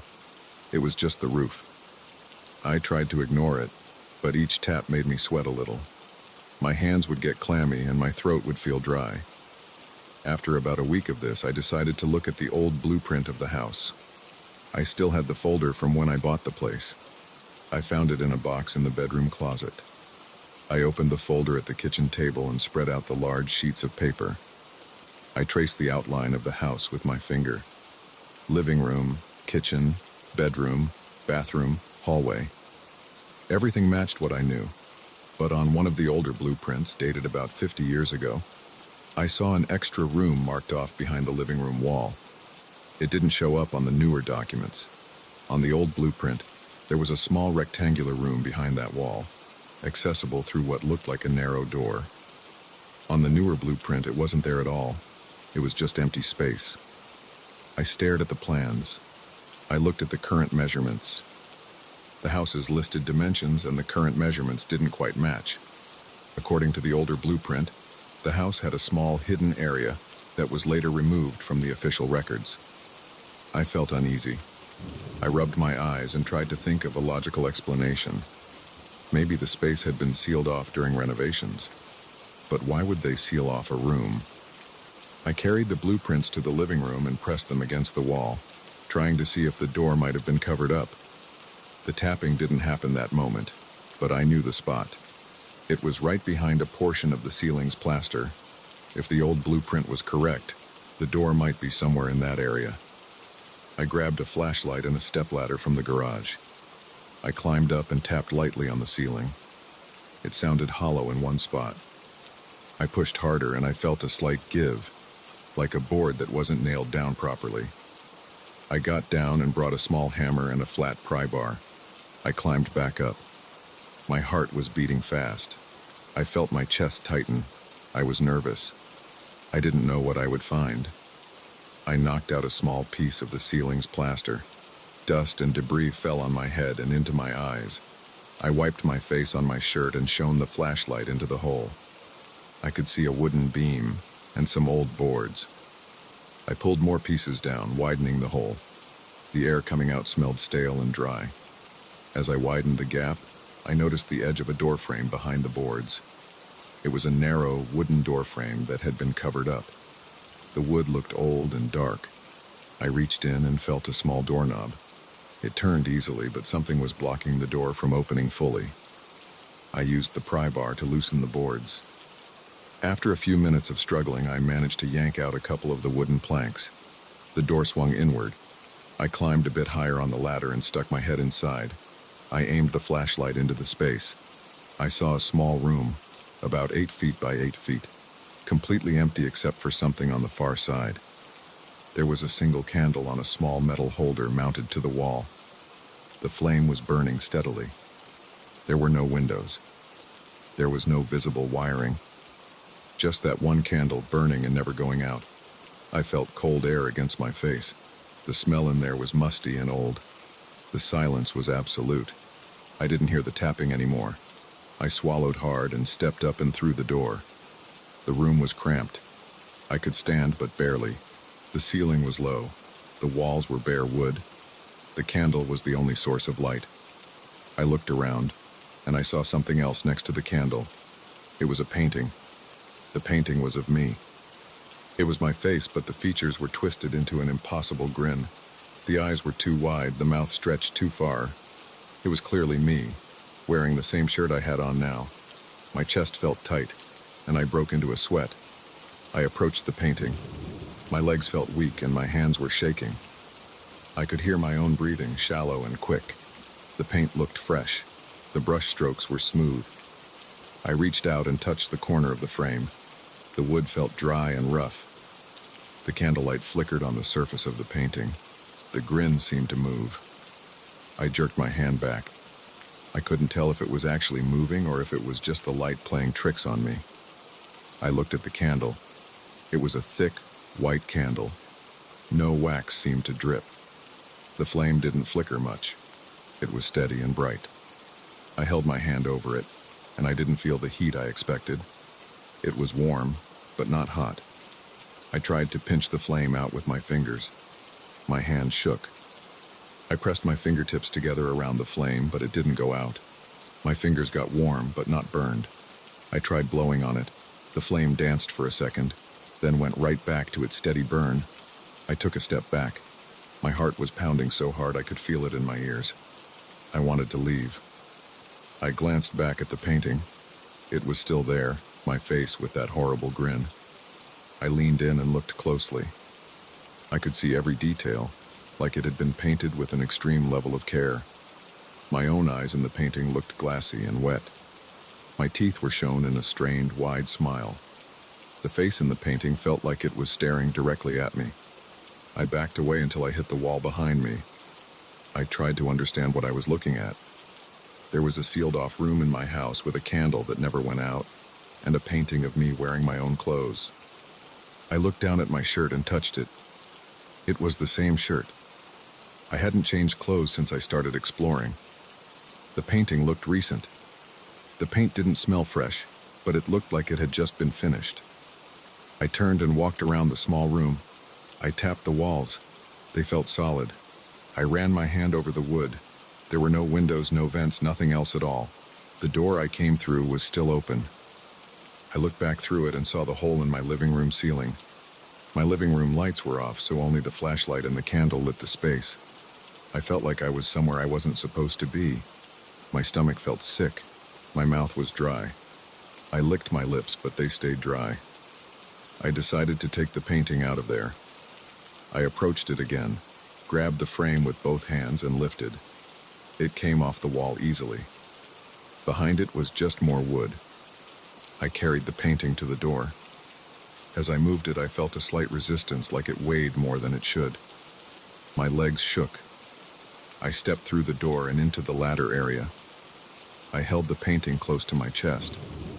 I wanted to see it in better light. I backed down the ladder slowly, careful not to drop it. When I got into the living room, I leaned the painting against the wall and aimed my flashlight at it. I turned on a lamp in the corner. The painting looked the same, my face with that weird grin. The grin reminded me of a strained expression, like someone who can't relax their muscles. I ran my hand over my own face to check if I was smiling. My face felt normal. I wasn't smiling. I tried to see if the painting was signed. It wasn't. It was just me, wearing a gray t-shirt and jeans, the same clothes I had on now. I tried to rationalize it. Maybe someone had done this as a prank. Maybe the previous owner sealed off that room and left this behind. But how would they know what I would wear tonight? How would they keep the candle lit without any fuel?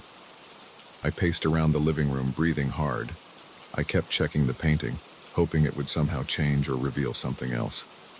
It didn't. I climbed back up the ladder and looked into the room again. The candle was still there, burning steadily. I wondered if removing the painting would change anything. I looked around the small space again. It felt even emptier now. I listened for the tapping. It was quiet. I shined the flashlight in every corner. Nothing. Just wood walls, low ceiling, that strange candle still in its holder. I stepped inside again and tried to remove the candle. I gripped it at the base and pulled. It didn't budge. The holder was attached firmly to the wall. I tried twisting the candle. It wouldn't turn. The flame stayed the same. My throat felt tight. I tried to calm down. I touched the flame again. It didn't burn me. It just felt like warm air. I gave up and stepped back out. I didn't want to stay in that room. I felt my neck and shoulders ache with tension. I carried the painting to the kitchen and placed it face down on the table. I examined the back of it. There was nothing unusual. It was a wooden frame with a canvas stretched over it. I ran my finger along the edge of the canvas. It felt normal. I picked at one corner, trying to see if anything was hidden under the paint. Nothing came off easily. I stood there holding the painting, breathing through my mouth. I was sweating. My shirt stuck to my back. I wanted to wipe my face with a towel. I grabbed a dishcloth and pressed it against my forehead. I needed to check the blueprint again. I spread it out on the kitchen counter. According to the old blueprint, there had always been that small room. According to the newer documents, it didn't exist. The door had been sealed. I thought about calling someone to check it out, maybe a contractor or a neighbor, but what would I say? I turned off the kitchen light and walked back into the living room. I shined the flashlight at the hole in the ceiling. The door was still open. I could see the candle flame flickering slightly now, probably from the draft of the open door. I felt a sudden urge to close that door and seal the room off again. I didn't want to think about it anymore. I climbed the ladder one more time and carefully replaced the wooden boards as best as I could. I nailed a few back in place and covered the hole with a piece of drywall I had in the garage.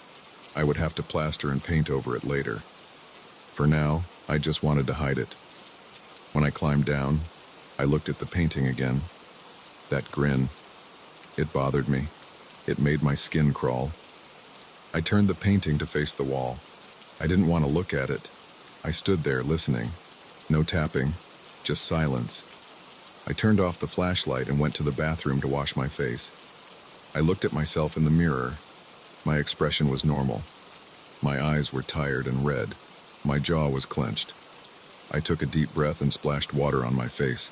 The water was cold. It felt good on my skin. I walked back into the living room and sat on the couch. I looked at the wall where I heard the tapping. It was quiet. I looked at the ceiling where I made the hole. It was covered now. I stared at the painting, which was facing the wall. I ran my fingers through my hair and tried to slow my breathing. I sat there for a long time, waiting to see if anything else would happen. Nothing did. Everything stayed calm. After a while, I got up and put the painting in a closet. I stood in the closet for a moment, just holding it. I wanted to throw it out, but I wasn't sure if that would make things worse. I didn't know what to do with it. I finally pushed it behind some boxes and closed the door. Then I went back to the living room and sat down again. I spent the rest of the night awake, listening, waiting. No tapping, no strange sounds. Just the quiet hum of the refrigerator and the soft creaks of the house settling. I kept feeling the sweat on my palms. I wiped them on my jeans. I yawned, but I couldn't relax. Every time I closed my eyes, I saw that grin. In the morning, I opened the closet and checked the painting again. It hadn't changed. It was still me, still smiling in that twisted way. I closed the closet door and walked away. I told myself I would get rid of it later. I told myself I would forget about the candle in the secret room. But I knew it was there, behind that patched ceiling, burning silently in the darkness.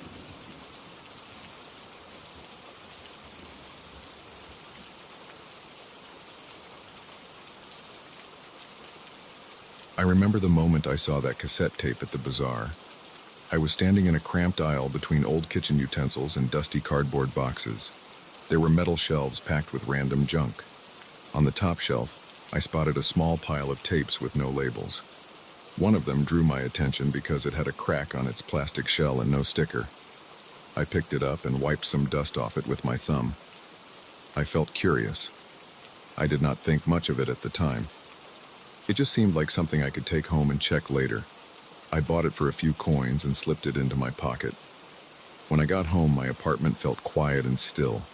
The curtains were closed, and the afternoon light came in through a narrow gap near the window frame.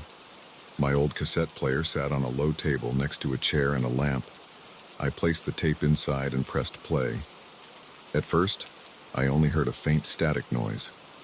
I turned up the volume. After a moment, I heard some voices. They were low and rough, a few people speaking close to the microphone. They did not introduce themselves, and I could not understand what they were talking about. They seemed to be whispering about something. I noticed that one of the voices sounded strained, as if the speaker's throat was dry. Another voice hissed out words without much tone or emotion. I rewound the tape and pressed play again, trying to catch a clear sentence, but it was mostly fragments of words. I stopped the player and looked around my apartment. Nothing was out of place. The furniture looked normal. I still felt curious. I sat down on the chair and pressed play once more. This time I heard them mention something about the lamp and a chair.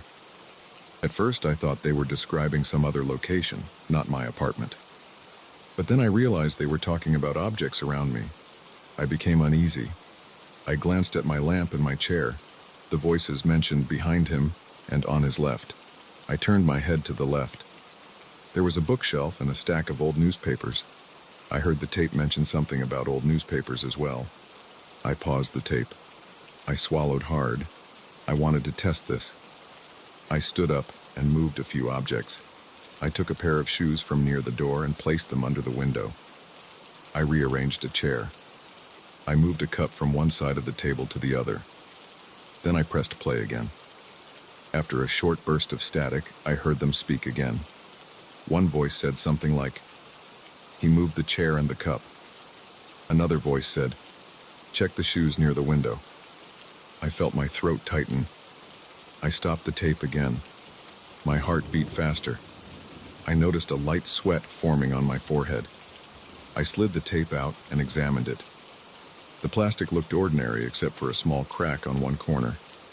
I put the tape back in and pressed rewind, then play. I listened carefully. The voices were discussing my actions. They said I was holding the tape. They said I was leaning forward. They pointed out that I was wearing a dark shirt and jeans. I checked what I was wearing. Dark shirt, yes. Jeans, yes. I paused again. I looked around. The apartment door was locked. The windows were shut. I was alone in the room. I heard no one outside. The building's hallway was usually silent at that hour. I tried to remain calm. I pressed play again. The voices sounded closer, as if recorded moments before. They said, "He just looked at the door." I realized I had just done that. They said, "His right hand is on the tape recorder." It was true. They described the way I leaned over the table, the angle of my head, the way my left foot tapped the floor. I stopped the tape and stood still, trying to understand how this was possible. I waited for a few minutes. Then I pressed play once more. Now they said, "He is standing still, not moving, listening closely." I felt my stomach knot. I wondered if there was some hidden camera in my apartment. Maybe someone was watching me from outside. I checked every corner of the room. I looked behind the curtains, opened the closet, looked under the table. I saw no devices, no cameras. I put my ear against the wall, trying to hear neighbors. Nothing. I returned to the tape and rewound it again. I played it once more. The voices were whispering about something that worried them. They said, "He is checking the closet."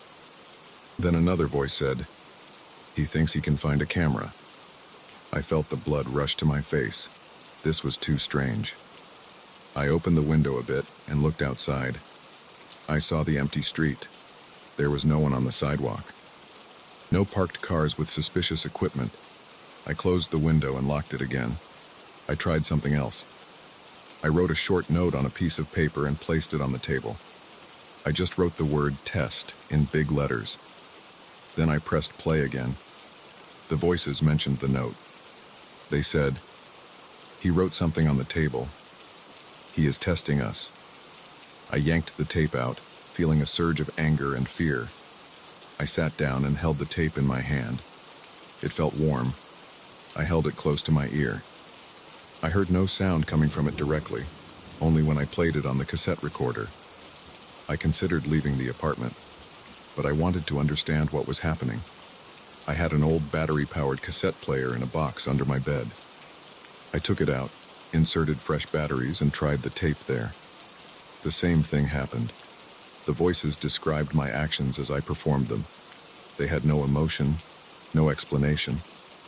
They only stated what I did and what objects were in front of me or behind me. I pressed stop, ejected the tape, and set it aside. I tried playing a normal music tape to be sure my player was not malfunctioning. The music tape worked fine. I played a regular cassette with an old radio show I had recorded years ago. That sounded normal. I tried the strange tape again. The voices returned, describing my movements in the room. I had no idea how this worked. I tried moving to another room, the small kitchen at the back. I pressed play there. The voices mentioned the kitchen sink, the plates, the cups in the drying rack.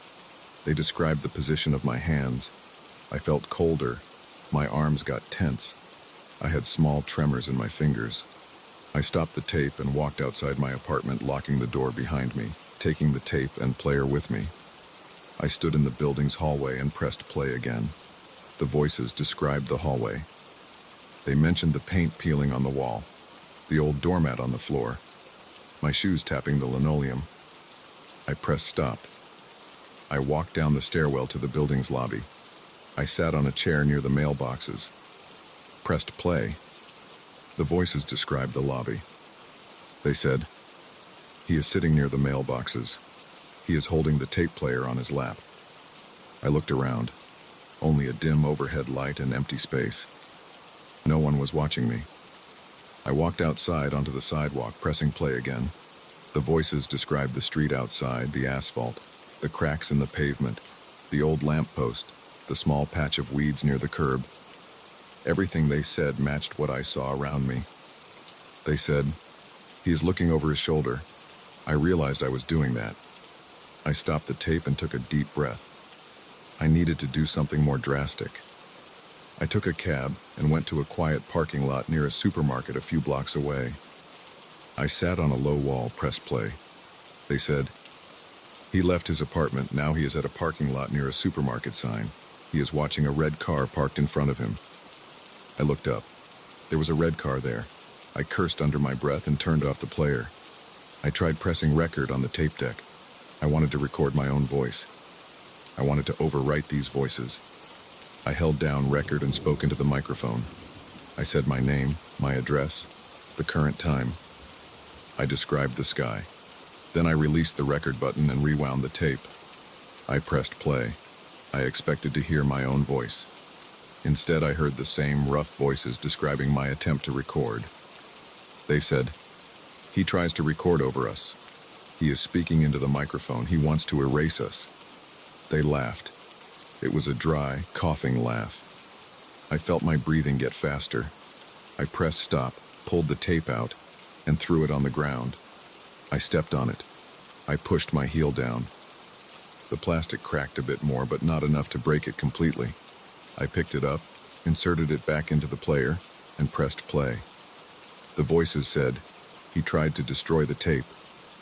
I could hear a slight distortion now, but they were still there. I decided to go back to my apartment and avoid using the tape for a while. Maybe it would stop. I needed to calm down. I took the bus back home. I sat at the back of the bus, holding the tape player in my bag. The bus rattled over the street. I felt sweat under my arms. The other passengers stared at their phones or looked out the window. No one paid attention to me.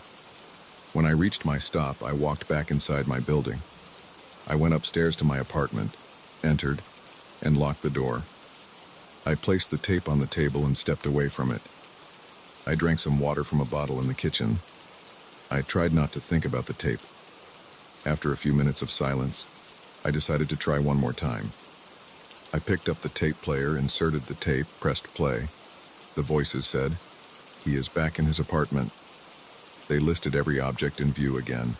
I stopped the tape and tried fast-forwarding all the way to the end. I reached the end and pressed play. The voices still talked about me in the present. There was no end to the recording. No matter where I cued the tape, it always described my current surroundings. I tried rewinding it to the start and pressing play again. Always the same effect. I could hear my own breathing become loud in my ears.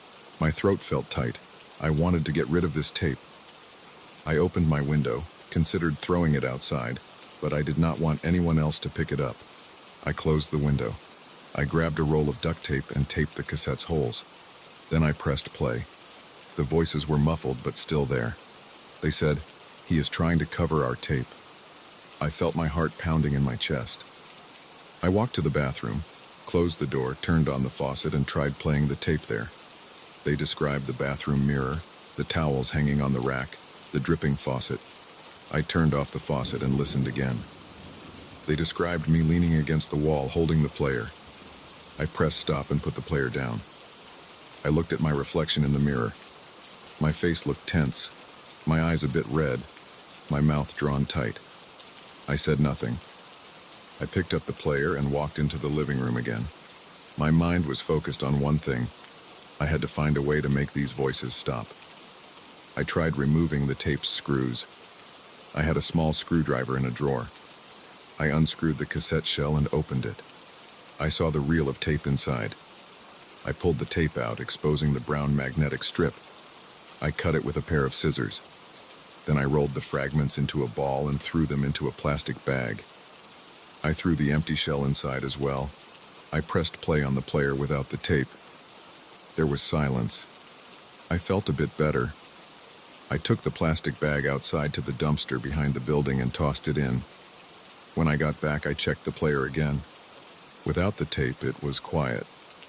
I stood in my apartment listening to the hum of the refrigerator and the faint noise of traffic outside.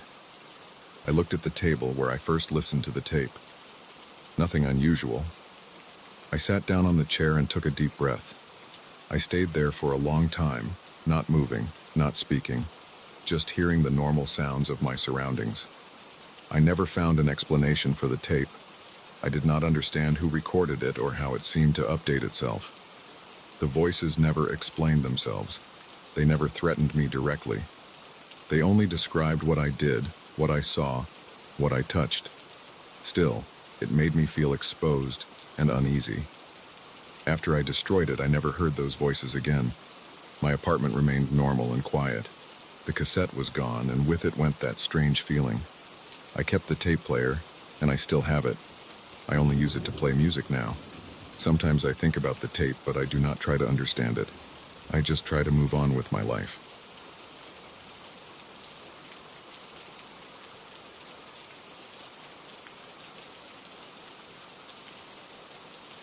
I'm not sure why I went down to the basement that morning. I remember feeling annoyed because I couldn't find the hammer upstairs and the toolbox wasn't in the garage. I needed to tighten a few loose screws on the kitchen cabinet, but nothing was where it should be.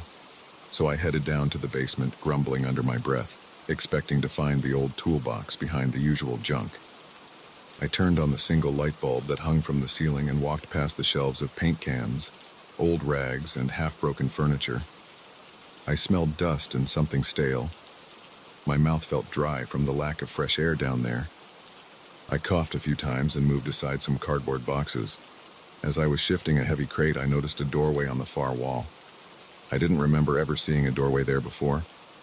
It looked strange. The door was slightly open. There was no reason for any door to be there. I could see a faint yellowish light inside. It wasn't bright. It made me think of a cheap bulb in a long hallway. I hesitated for a moment. I didn't feel excited or curious in a normal way. I felt uneasy right away. My chest felt tight. I walked closer, thinking maybe I had just forgotten this part of the basement, but I had lived in this house for years. The wall there had always been solid concrete. I had never seen a door. Still, it was right in front of me. A door, half open, leading into a narrow hallway I had never known existed. I stepped closer and looked inside. The hallway stretched forward. The walls were concrete or something similar, rough and unpainted. The light came from a series of small bulbs hanging from the low ceiling. Their light flickered occasionally, making the shadows jump. The air smelled stale, like old stone. The corridor seemed too long. I couldn't see the end. It just went on. I felt a dull pressure in my ears. I was confused. It made no sense. I didn't want to go in, but my feet moved forward on their own.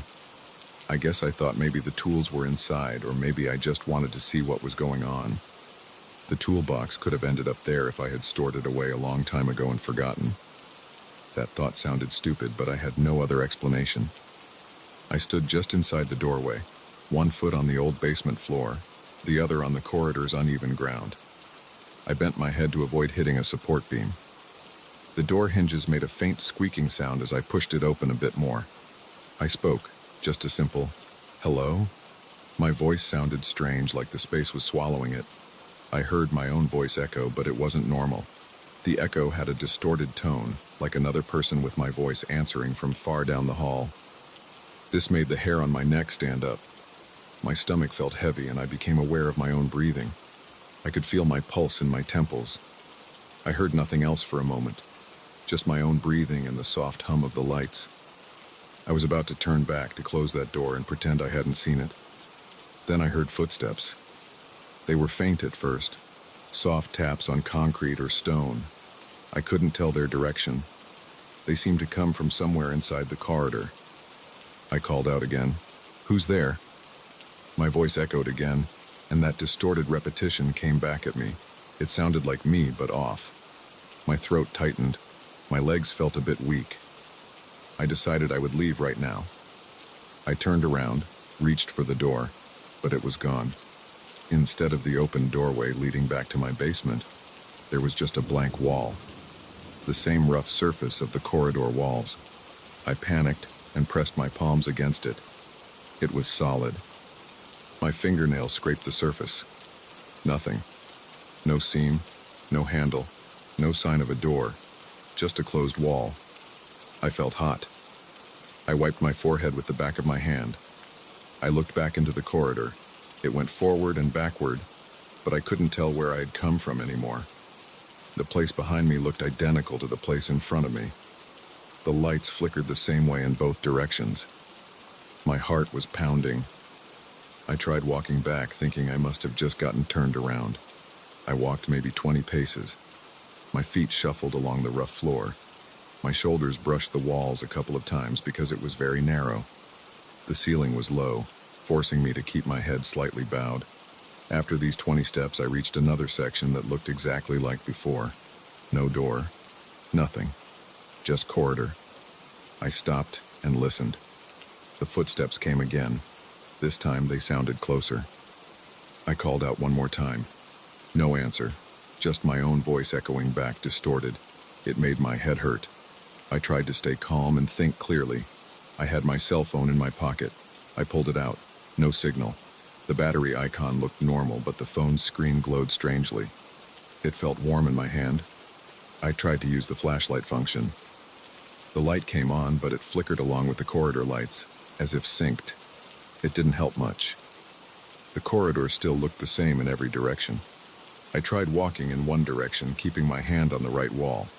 I figured if I kept going straight, I would find something. After a minute of slow progress, I saw a slight change. The corridor made a gentle turn to the left. It was subtle. I leaned forward and peered around the bend. More corridor, the same bulbs overhead, the same flicker. My breath sounded loud in my ears. The smell of dust and stale air never let up. My chest felt tight. I had trouble swallowing.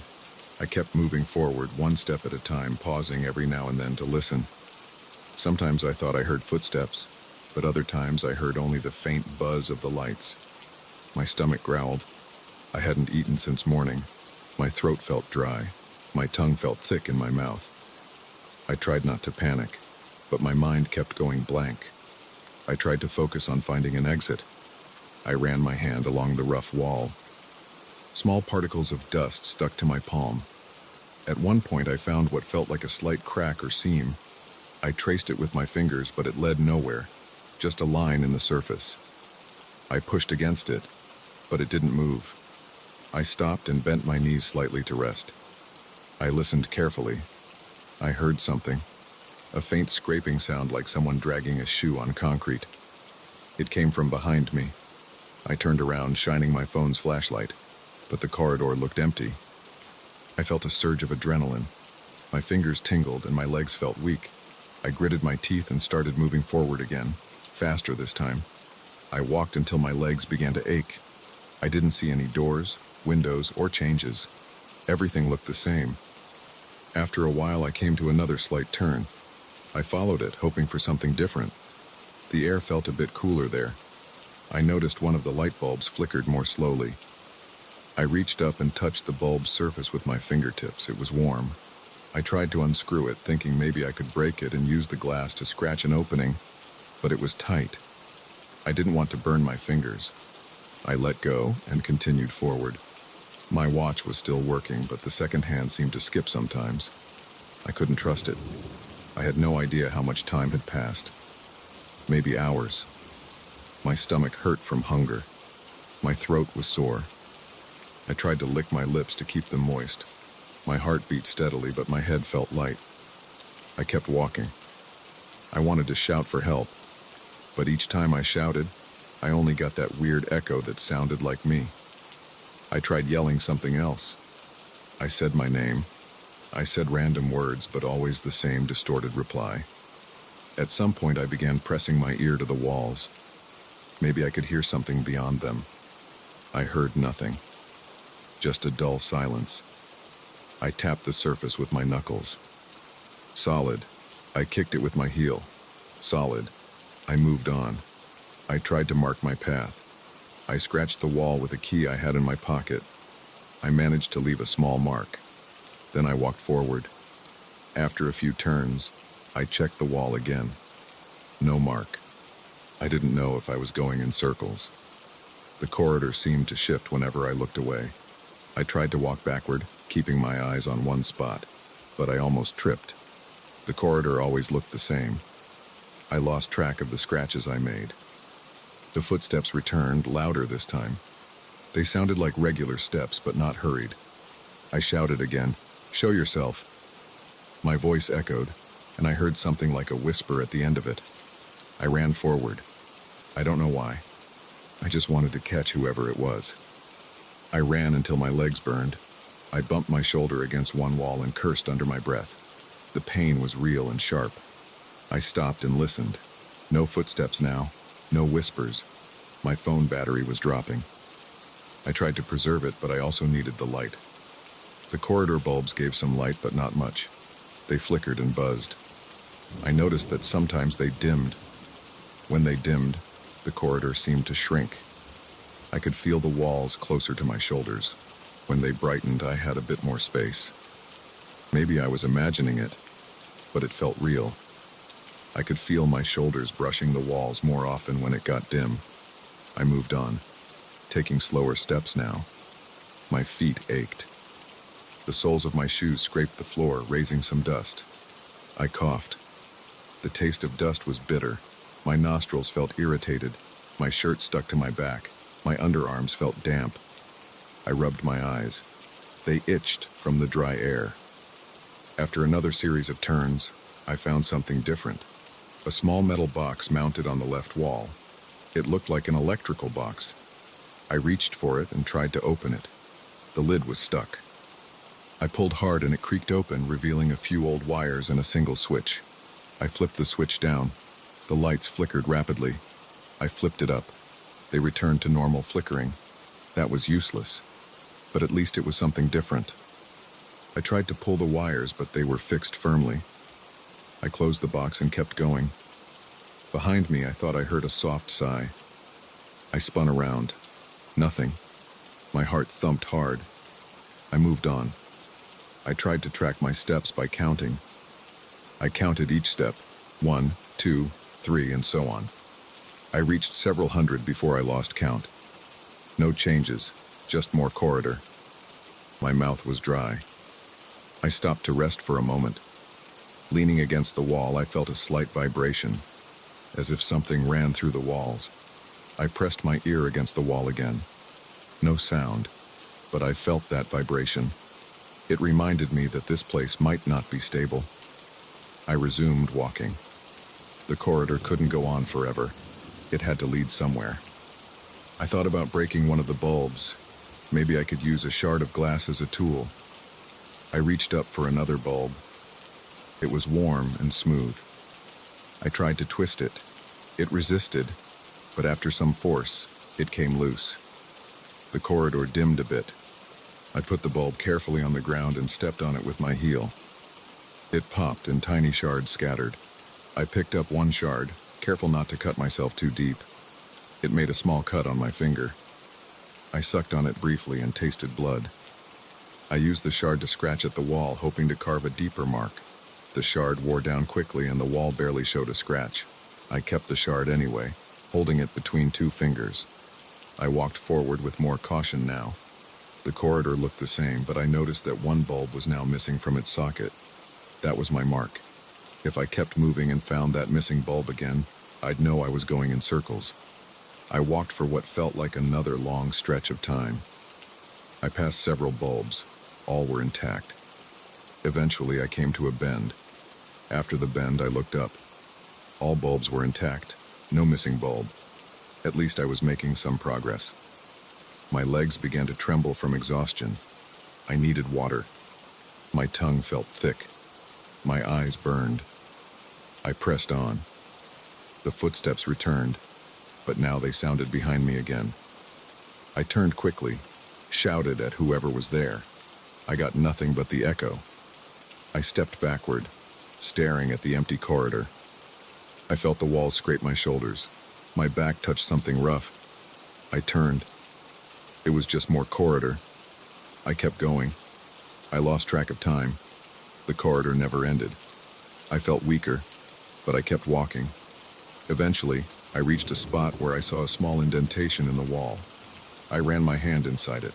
There was a door handle. I pulled it. The door was stuck. I pulled harder, putting my foot against the opposite wall for leverage. It creaked. A faint rush of musty air came out. I yanked again, grunting, and the door opened just wide enough for me to squeeze through. I found myself in a small room with a single bulb overhead.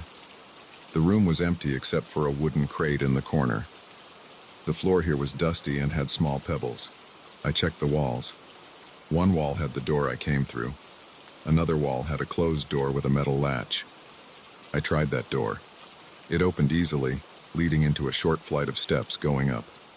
My heart pounded with relief. I took the steps. They led up about 20 steps, each step covered in dust and small bits of debris. At the top, I found a wooden door. I turned the knob. It was stiff, but it turned. I pushed the door open and stepped through. I emerged into a section of my basement I recognized. The old shelves, the paint cans, the half-broken chairs, all there. I spun around.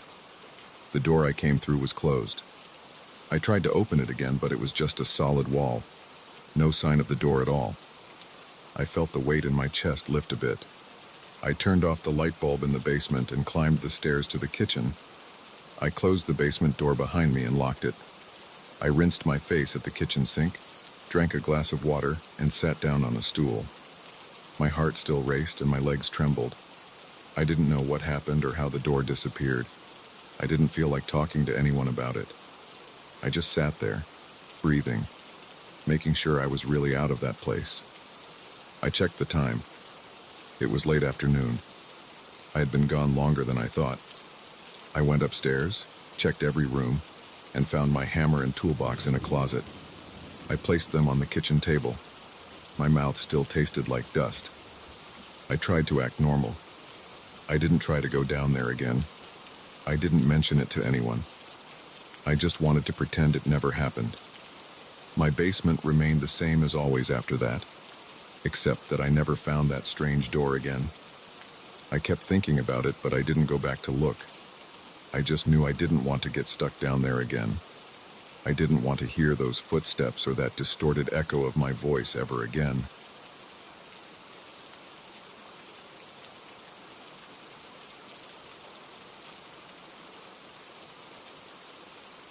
I remember the first time it happened. It was around 3 in the morning. I woke up because I heard this low groan coming from my bedroom closet. At first I thought I was just half asleep and imagining things. I sat up, rubbed my eyes, and waited. My room was dark, but I could see the outline of the closet door. It was closed. I watched it carefully, holding my breath, straining my ears. The sound was there. It was a dull, grinding sound. It reminded me of old hinges that need oil, but I didn't see anything moving. I listened for a while. Then I noticed a slight vibration. The closet door wasn't open, but it shook a little, as if something inside pushed against it. I got out of bed. My feet touched the cold floor, and I felt a chill run up my legs. I walked slowly toward the closet. I placed my hand against the door. The wood felt cool, and I felt a gentle tremor coming from inside. I tried the knob, but when I turned it, the door didn't open. I tried again, turning it a bit harder this time. It opened halfway with a soft creak. I smelled something cold, not exactly an odor, more like the feeling of cold air in my nostrils. It made my skin feel tight. I peered inside. Nothing. Just empty hangers. I only keep a few jackets in there, and I had taken them out earlier that week. I saw nothing unusual, just the bare rod and a few hangers pushed to one side. But the air was cold. It wrapped around my face and arms. It made me shiver. I noticed that it wasn't just cold. It was moving. There was a slight current, like a gentle breeze. I closed the door carefully and went back to bed. I tried to sleep, but I couldn't. I listened the rest of the night, but I didn't hear the sound again. The next night, I tried to ignore it at first. I went to sleep around midnight. My apartment was quiet. I made sure the closet door was shut tight. I even placed a chair against it just because the idea of it moving by itself bothered me. I dozed off. After a few hours, I woke up again. The same sound was there, a low groan, a creaking noise, and then something like a whisper. I opened my eyes. I looked at the chair. It hadn't moved. The door was still closed. Still, the sound continued. I pushed the chair aside and opened the door again. This time, I stood there longer. I reached into the closet and moved the hangers around. They rattled. The air inside felt cold again, and now I was sure there was some kind of breeze. I could feel it on my knuckles, on my wrist. It moved over my arm like a slow leak of air. I leaned my head inside the closet. I didn't see any vents. The back wall looked normal. I tapped it. It felt like wood, solid. I reached behind the hangers, but there was nothing. The door frame was fine. The top shelf was empty. Everything seemed normal. But when I stood still, I heard this soft whispering. It wasn't my language. The words made no sense. They were quiet and garbled. I stepped back, pulled the door closed, and stood there in the dark, feeling a knot in my stomach. I felt sweat under my arms. I tried to act calm, but my heart was beating fast. I went to the bathroom, splashed water on my face, and went back to bed. I left the closet closed.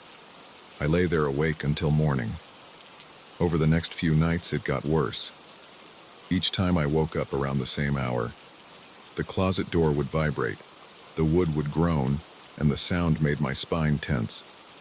When I opened the closet, I never saw anything inside, just the empty hangers. Yet the breeze was always there, cold and slow, touching my face. The whispering became clearer over time. Still, I couldn't understand a word, but I heard distinct syllables. They sounded rough, as if spoken by someone with a dry throat. There were no pauses that I could recognize, just a steady, quiet mutter. It made my scalp prickle. I often stepped back, trying not to turn my back on the closet. I had this strange feeling that something might reach out if I wasn't looking. I stopped sleeping well. Every night I waited, telling myself it wouldn't happen again, that maybe it was a draft or some weird plumbing noise. But it always happened. After a week, I tried to block the closet door with heavy boxes. I dragged an old television stand and shoved it in front of the door. That night, I still heard the sounds, but I didn't open the closet. I just stood there in bed, holding my breath, feeling my muscles tensing and relaxing. When morning came, I moved the furniture away and checked inside the closet. Nothing had changed. It was still empty, still cold to the touch. The breeze was gone in the daytime. After a few more nights, my frustration outweighed my fear. I remember pacing around my room. I waited until the sound started again. The closet door shook gently. I watched it from my bed, teeth clenched. I decided I would confront it directly. I turned on the lights and walked over, grabbed the knob, and yanked the door open. The cold air rolled out, hit my face, and I felt my eyes watering. The whispering was louder this time. I tried talking back, just to see if something would respond. "Hello?" I said. "Who's there?" No answer, just more whispering. I leaned inside, reached forward. My hand touched the back wall of the closet. Solid, cold to the touch. I pulled on the rod. Firm. I looked down. The floor was normal. I tried pushing on the sides. Nothing moved. Yet I still felt the breeze on my face coming from somewhere impossible. I could feel it moving my hair slightly. I stood there for several minutes, waiting for something to happen. My legs felt heavy. My shoulders were tight. I listened. The whispering rose and fell, like someone speaking softly behind a thin sheet of ice. After a while, I got tired and closed the door. But I didn't sleep. I stayed up the rest of the night, walking around the apartment, turning lights on and off, opening windows, checking the hallway outside. Everything was quiet except for that closet. On the following night, I tried something else. I placed a small fan inside the closet. I wanted to see if the breeze would change. I figured if something was controlling the air, maybe it would react. I waited until I heard the groan. I opened the door, feeling my stomach tighten again. The fan was still there, unplugged. The breeze from the closet still moved toward me. I plugged the fan into a nearby outlet and turned it on low, directing air into the closet. The cold air still flowed out. It pushed against the fan's breeze. I could feel two currents meeting near my face. I stepped back. The whispering grew louder. It sounded annoyed, like it was reacting to what I was doing. I turned the fan off. The whispering calmed. I stood there, heart pounding, staring into the empty darkness of the closet. I tried shining a flashlight inside. The light showed the back wall clearly, just plain wood. The beam didn't reveal any cracks or holes. The ceiling inside looked normal. The floor inside was the same as my bedroom floor. I couldn't find a source for the breeze. No vents, no gaps. I listened carefully. The whispering never stopped while the door was open. I said, "I don't understand what you're saying." The whispering continued at the same pace. I reached inside again, trying to find some hidden latch. I pressed every section of the back wall. Solid. I felt frustrated. My teeth were clenched so hard my jaw hurt. I decided to see what would happen if I tried to enter. There wasn't enough room, but I wanted to see if pushing my body inside would do anything. I took out the hangers, placed them on my bed, and stood in front of the open closet. I bent down, leaning my head and shoulders inside. The cold air ran over my skin, making me tremble. I felt my muscles tensing. The whispering was right in my ears now. I still couldn't understand it. I tried to move forward more, pressing my chest into the empty space. It felt like the space got deeper as I pushed. My head didn't hit the back wall. It should have, but it didn't. I jerked back, startled. I stood straight and looked inside again. The flashlight showed the back wall right there, not even a foot away. But when I leaned in, I felt more space. I tried again. I bent down, leaned in slowly. This time I moved carefully. I pushed forward, expecting my forehead to bump into the wall. Instead, my head kept going. I felt something cold pressing against my shoulders, as if the doorframe and closet sides were squeezing me. But I kept moving. My head was surrounded by darkness now. The flashlight in my hand pointed forward, showing only empty space. I felt my heart pounding in my ears. My breathing was shallow. I could barely see anything besides darkness and a faint outline of what looked like more empty closet space ahead. But that made no sense. It was impossible. I got scared and backed out. I stood in my room, staring into the closet, panting. The whispering continued. I closed the door fast and leaned against the wall. I felt my legs shaking. My mind raced. I had no explanation. My closet was small, but when I leaned inside, it felt bigger. I decided I would try again, maybe with a rope or something to ensure I could pull myself back. I searched my apartment and found an extension cord. I tied one end to my bed frame and wrapped the other end around my waist. My hands were sweaty. My shirt stuck to my back. I felt a steady pressure in my chest, like I was doing something I shouldn't. I opened the closet door again. The whispering greeted me. The cold air rushed out. I stepped inside this time, ducking under the door frame. I moved slowly, keeping the flashlight pointed straight ahead. As I walked forward, I expected to reach the back wall in less than a step. Instead, I took several steps and found only empty space. The closet's interior was silent except for the whispering. I heard